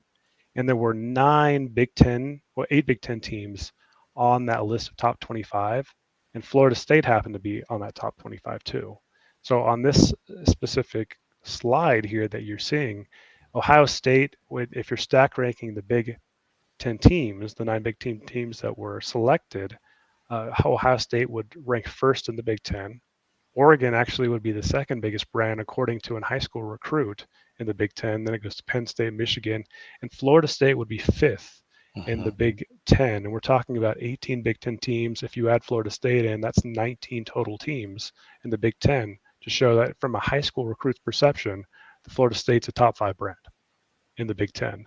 And it's just one of those things that shows you, hey, Florida State makes a lot of sense from the brand standpoint going to the Big Ten. But this is one of the 5 criteria that I took a look at to really measure Florida State's brand against Big Ten. And I'll do a short video for members and we'll break all that out to see if Florida State really is a brand fit for the Big Ten. Very cool. It's kind of interesting. Stuff.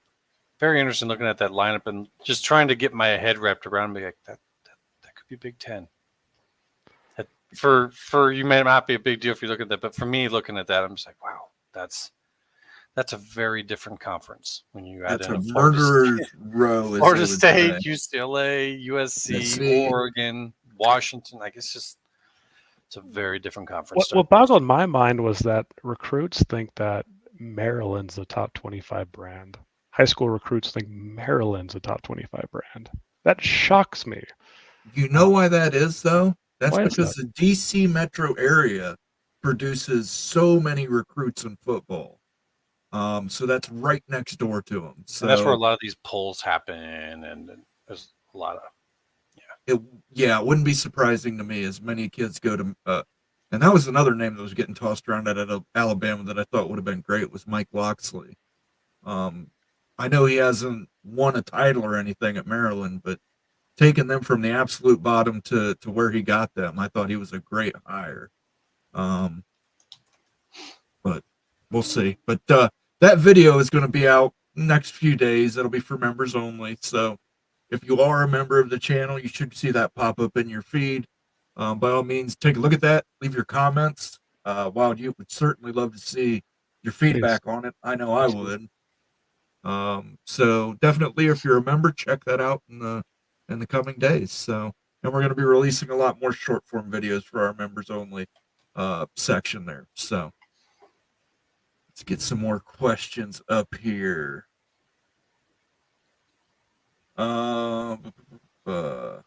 Lance Leopold to Seattle. What do you guys think about that? I see a lot of people in chat bringing that up, and here's Kenneth Evans responding. Actually, from what I've read, Leopold would not make the move to Seattle. However, some people here think that is bad logic. Yeah, we'll see. You talk about Washington. I could see it, but also at the same time, if it was to come out that he just wasn't interested, I'd believe it. So, 50-50. I agree. He just signed a new contract extension with them. I'm sure he would. I think that he would consider it. He likes being at Kansas, but Washington's a really, really solid job. Like, and it seems like a stable job that you could really be in for a long time. I think a lot of folks like living in Seattle too. It just seems like a place that he might consider going. And again, he is very similar to DeBoer in a lot of ways, in my view. I could see him build something in Washington with resources that UW would bring to the table, and being in the Big Ten, there might be something to that. I think that'd be a really good fit, and I think he'd have success there if he actually made the move, although he's happy at Kansas.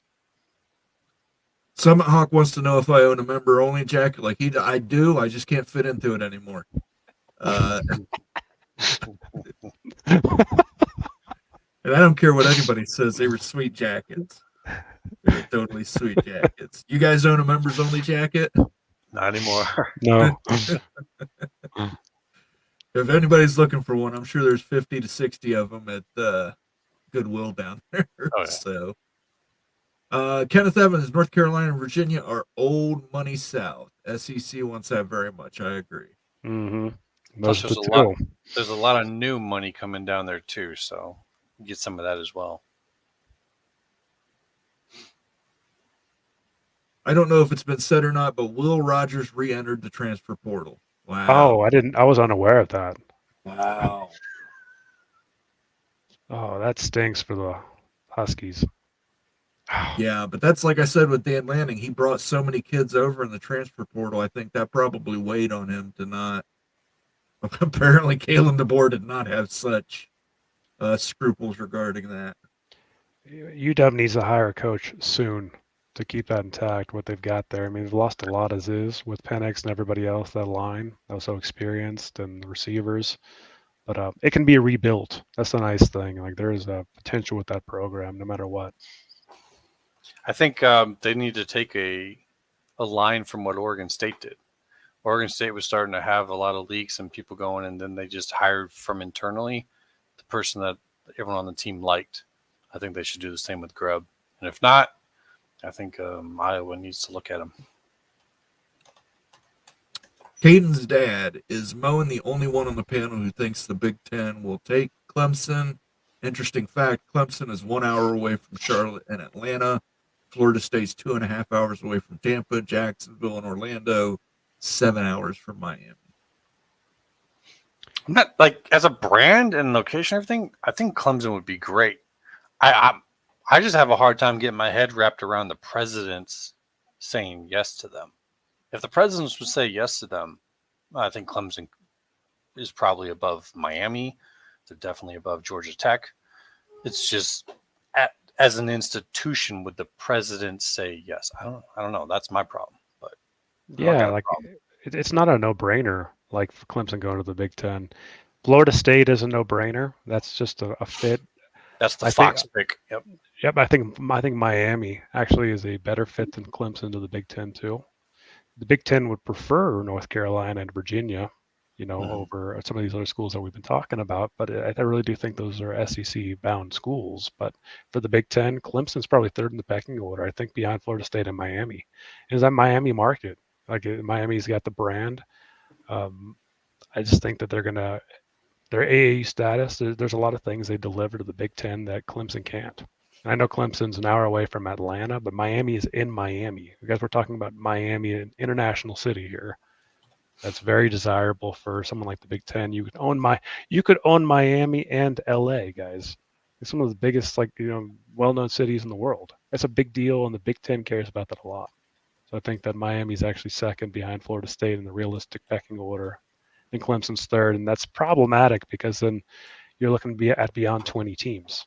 I don't think that expansion is going to go beyond 20 teams for any of these conferences, and if you add Florida State and Miami, then you're maxed at 20. Right. You want to go beyond 20? I think if you're, yes, eventually the Big Ten has to go beyond 20. I think the ultimate play is 24. But the problem with, if you're going to use Miami as a market, you have to use Georgia Tech as a market. Atlanta is a bigger market than Miami right now in terms of media dollars. And it's not surrounded on three sides by the ocean where nobody lives. Right. And you're worried about Georgia Tech being second behind UGA. Miami is second, going to be third behind both the Marlins and the Dolphins. That is a pro sports town. You have to deal with pro sports. That's going to take away from Miami's luster as well. I think Miami as a market is so much more desirable than Atlanta that it's not even in the same world. I really do. And from an advertising standpoint, from a travel standpoint, I think that it is a huge difference. I know Atlanta's a good football place and everything. It's a big city, but Miami is Miami. Miami, Florida is its own entity. It has so much brand equity in Miami, Florida. I think that it's going to be hard to pass up. Right. And I think Clemson only gets into the Big Ten with major assurances. They're going to want to see funding that's dedicated towards research spending. It's not like Clemson's just going to get it on their brand value. They're going to have to make a commitment to things, just like Oregon did. Oregon, we haven't seen all the slides yet, but Oregon put together a pretty impressive thing of what Oregon was willing to do to get into the Big Ten. So I think that's something that's going to happen for Clemson to make it in as well. Nathan Campbell just wants to say, hey, guys. Hey, Nathan Campbell. What's up, Nathan? Oh, here we go. Immaculate, what happened at the meetings? I said we were going to get into this a little bit. Let's get into this. What came out of the NCAA Convention this week in Arizona? Just to kind of encapsulate it, to me, it really looks like what they're trying to do is bring a lot of the NIL money into the athletic departments and have it be given directly to players from the athletic departments. This isn't necessarily to the point yet where they're talking about them being employees. In fact, they're specifically trying not to. They're even working. Congress is in the committee is actually putting forward some legislation in that regard too. But they're trying to get antitrust and exemption laws so that way they don't have to treat these athletes as employees when they bring this money back into the athletic departments, because a lot of money has fled the athletic departments to go into NIL. And while some of that turns into brand and sales and marketing for products and companies, a lot of it is just strictly given to the players from the collective, and it's money that's been donated from boosters and small donors and things like that. So I think a lot of that money they're trying to bring into the athletic departments to control. All right. Yep. Yes. FSU's value is defending SEC market, not bringing in a new market. That is correct. In Florida, you have to think Florida would be apoplectic if Florida State got into the SEC. Well, then you ought to, let's back up a little bit more. Is this similar? Is this on the same plane as the Texas A&M Texas situation? Let's look at the University of Texas, Austin, the brand of the Longhorns versus the Noles. I mean, are we talking about similar brands? Or are we talking about different stratosphere brands?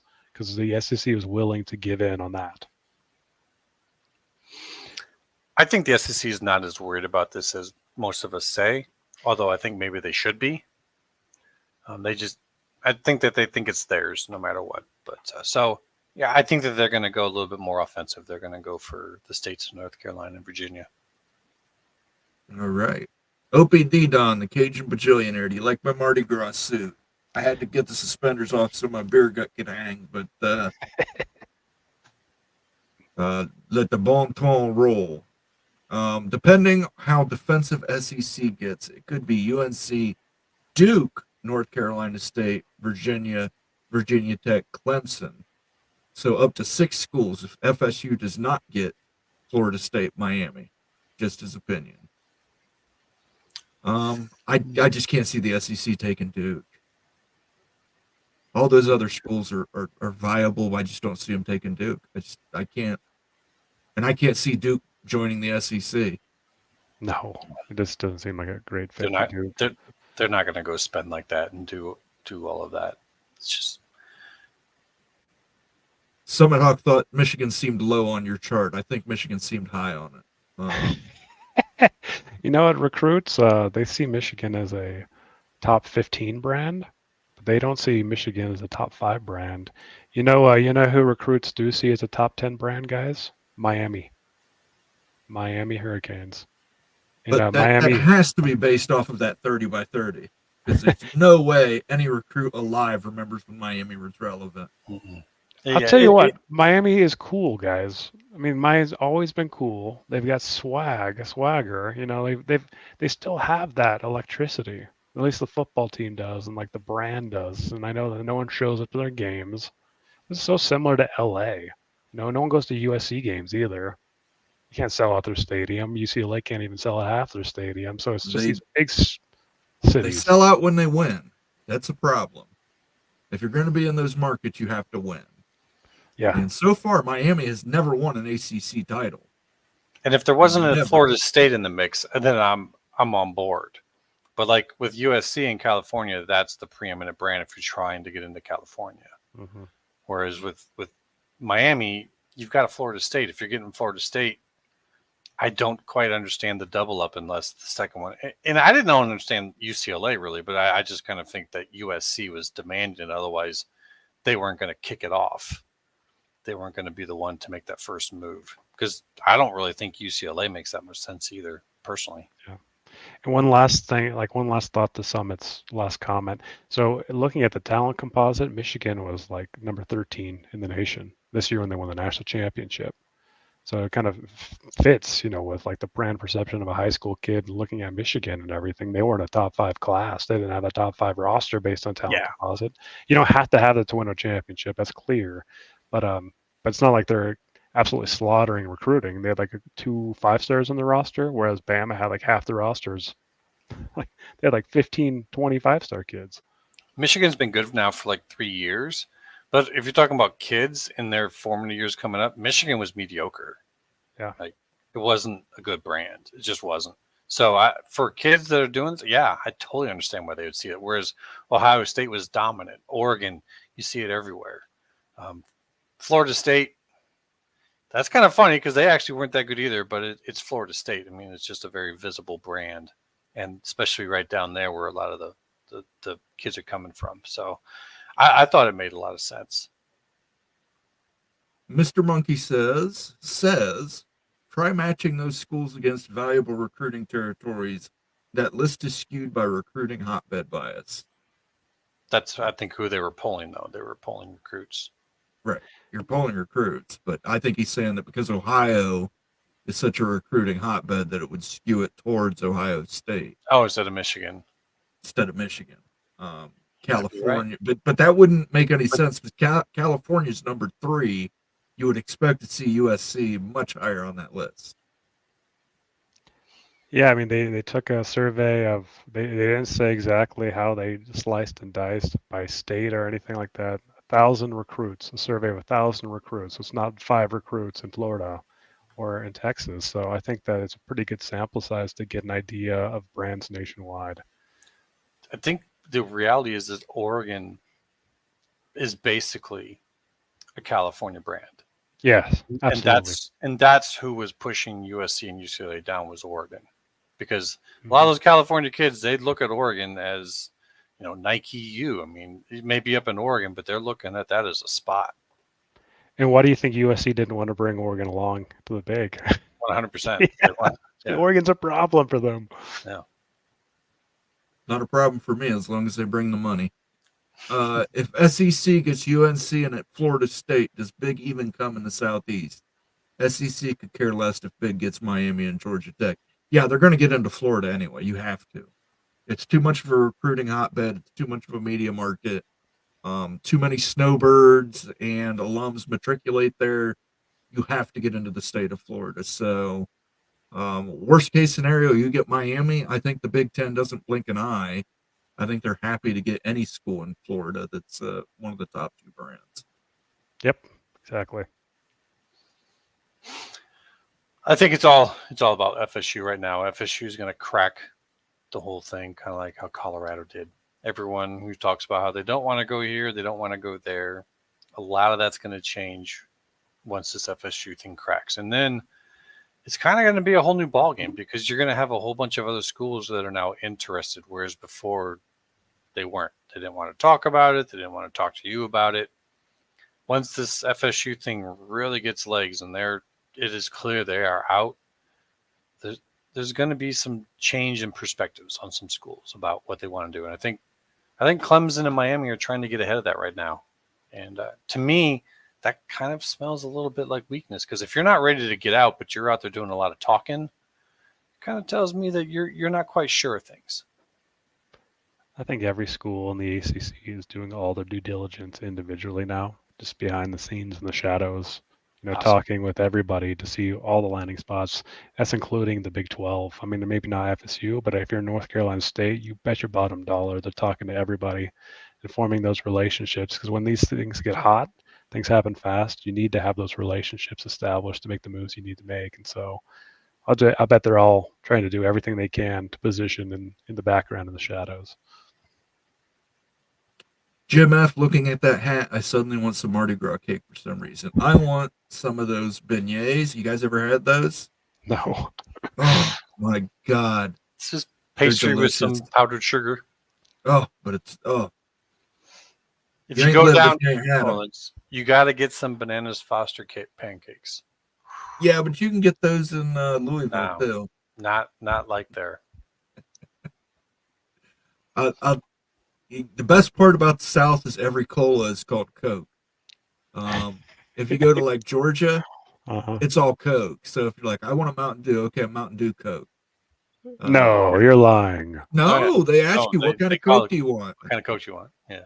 Well, I knew that applied like a Pepsi and a Coca-Cola. Oh, it applies for a Mountain Dew or like any cola. Fanta. Any cola. Yeah. Going to a restaurant there in Dalton, Georgia, I was absolutely blindsided when the waitress came up and said, what kind of Coke do you want? And I told her I don't want a Coke. I wanted a Mountain Dew. And she's like, okay, Mountain Dew Coke. Like, no, don't put Coke in it. I just want Mountain Dew. She's like, she got frustrated. Like, they're all Cokes. I'm like, okay. Up here we call it pop. They're all pops. That's the South. That's South for you. That's going to be the new home of the Big Ten. Mm-hmm. So get used to getting Cokes down there.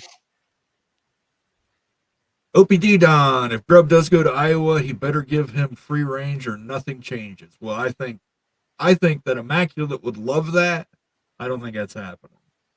I'm not hearing it. Look, he said he was waiting to the second or third week of January. I thought it was just because maybe a coach was on a team that's going to be in the CFP. But that was before, Mr. Sexton had his little party. And the coaching carousel just lit up like maybe we've never seen lit up before like this. So were they waiting for this to happen? Ferentz knows people. These are his contemporaries that are all now retiring.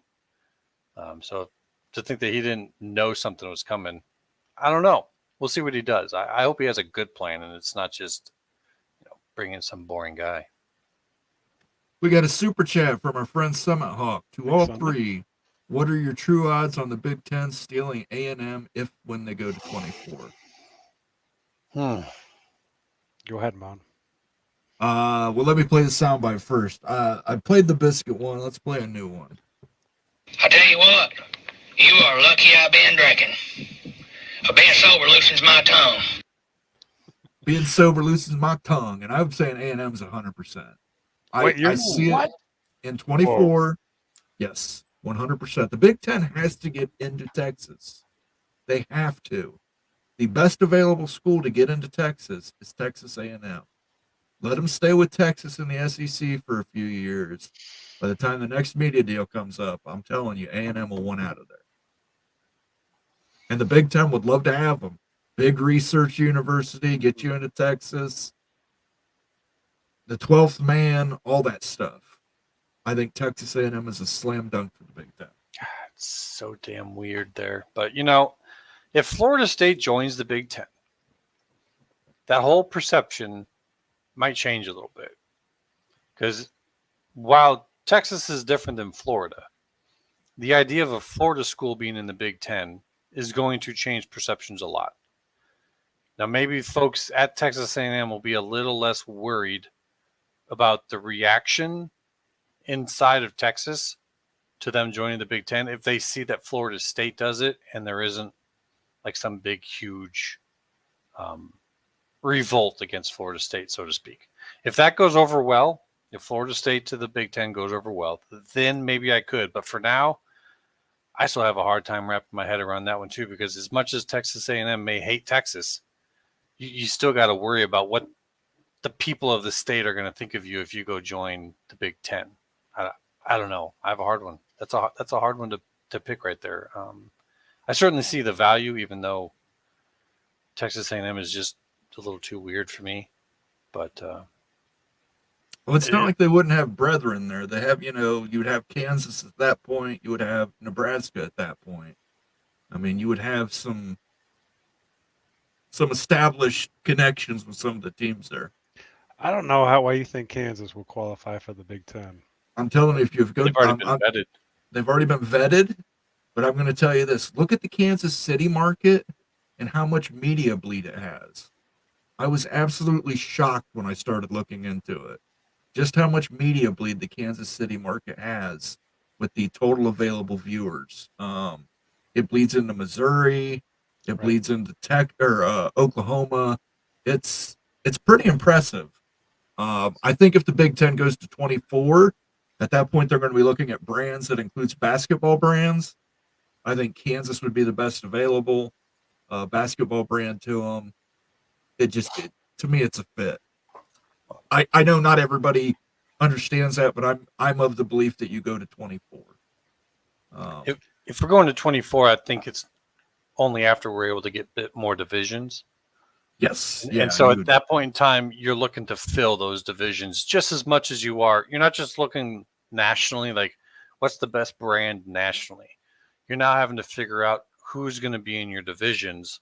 And you might look at a geographic area and say, we need to find one here. And that's where I think Kansas kind of starts to light up because of its value in that Midwest area. If you need to throw them in there with like Nebraska and Iowa and like you're saying, maybe Texas A&M, and that might be the thing. I don't know. But yeah, that's when I would look at Kansas, but it's mostly as a kind of like a supplemental because as an institution, it's very much a Big Ten style institution.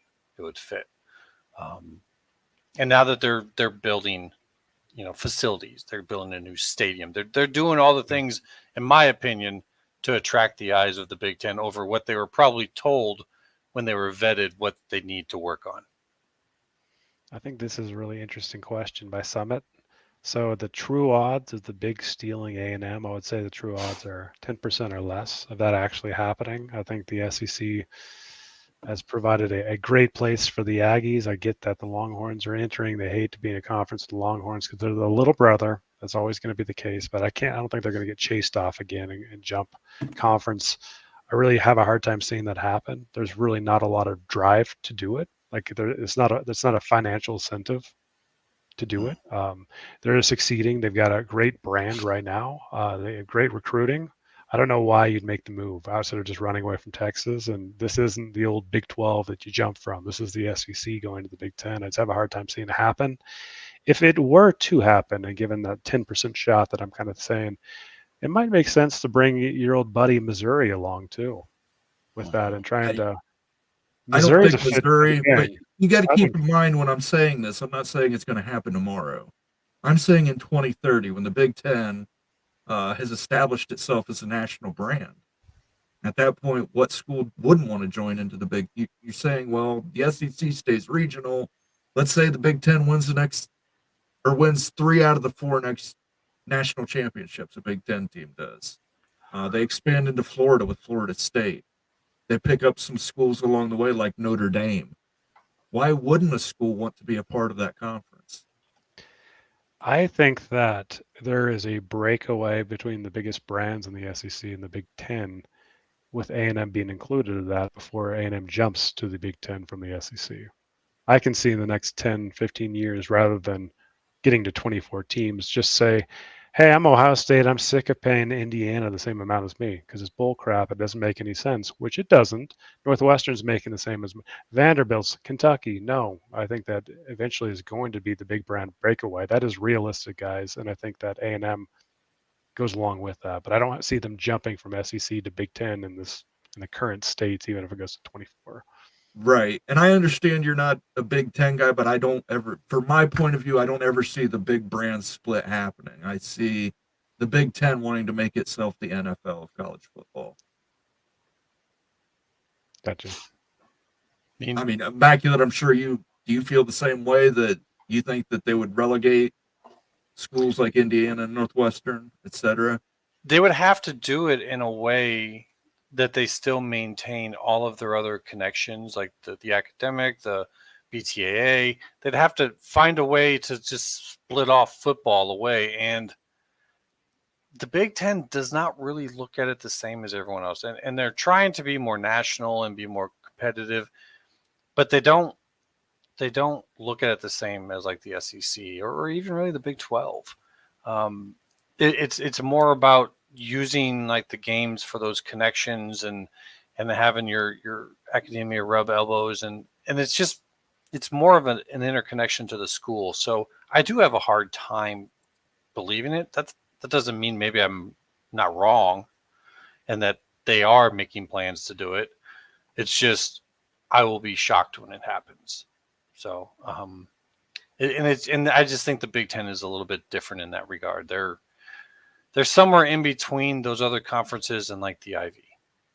I mean, that's the best way I could say it. Ryan seems to agree with you guys. I can't see A&M break up the rivalry with Texas again. I see the Big stealing Texas based on your theory. I don't think Texas would go. I really don't. I think that offer is already made.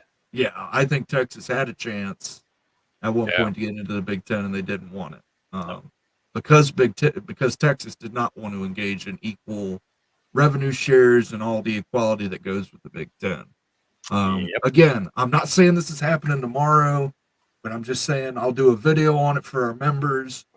In my thinking, out into 2030 land where everything happens a certain way, I do see the Big Ten extending itself to 24 teams, 6 pods, running their own conference playoff scenario, and adding teams like Texas A&M, Kansas, Notre Dame, Florida State, Miami, etc. So I completely get where it sounds outlandish. I know if you say it out loud, it sounds outlandish, but I just have this feeling the Big Ten has to get into Texas. The best available school in Texas to them would be the Texas A&M Aggies. So we'll see. Maybe. We'll see. I can't make you believe my way of thinking.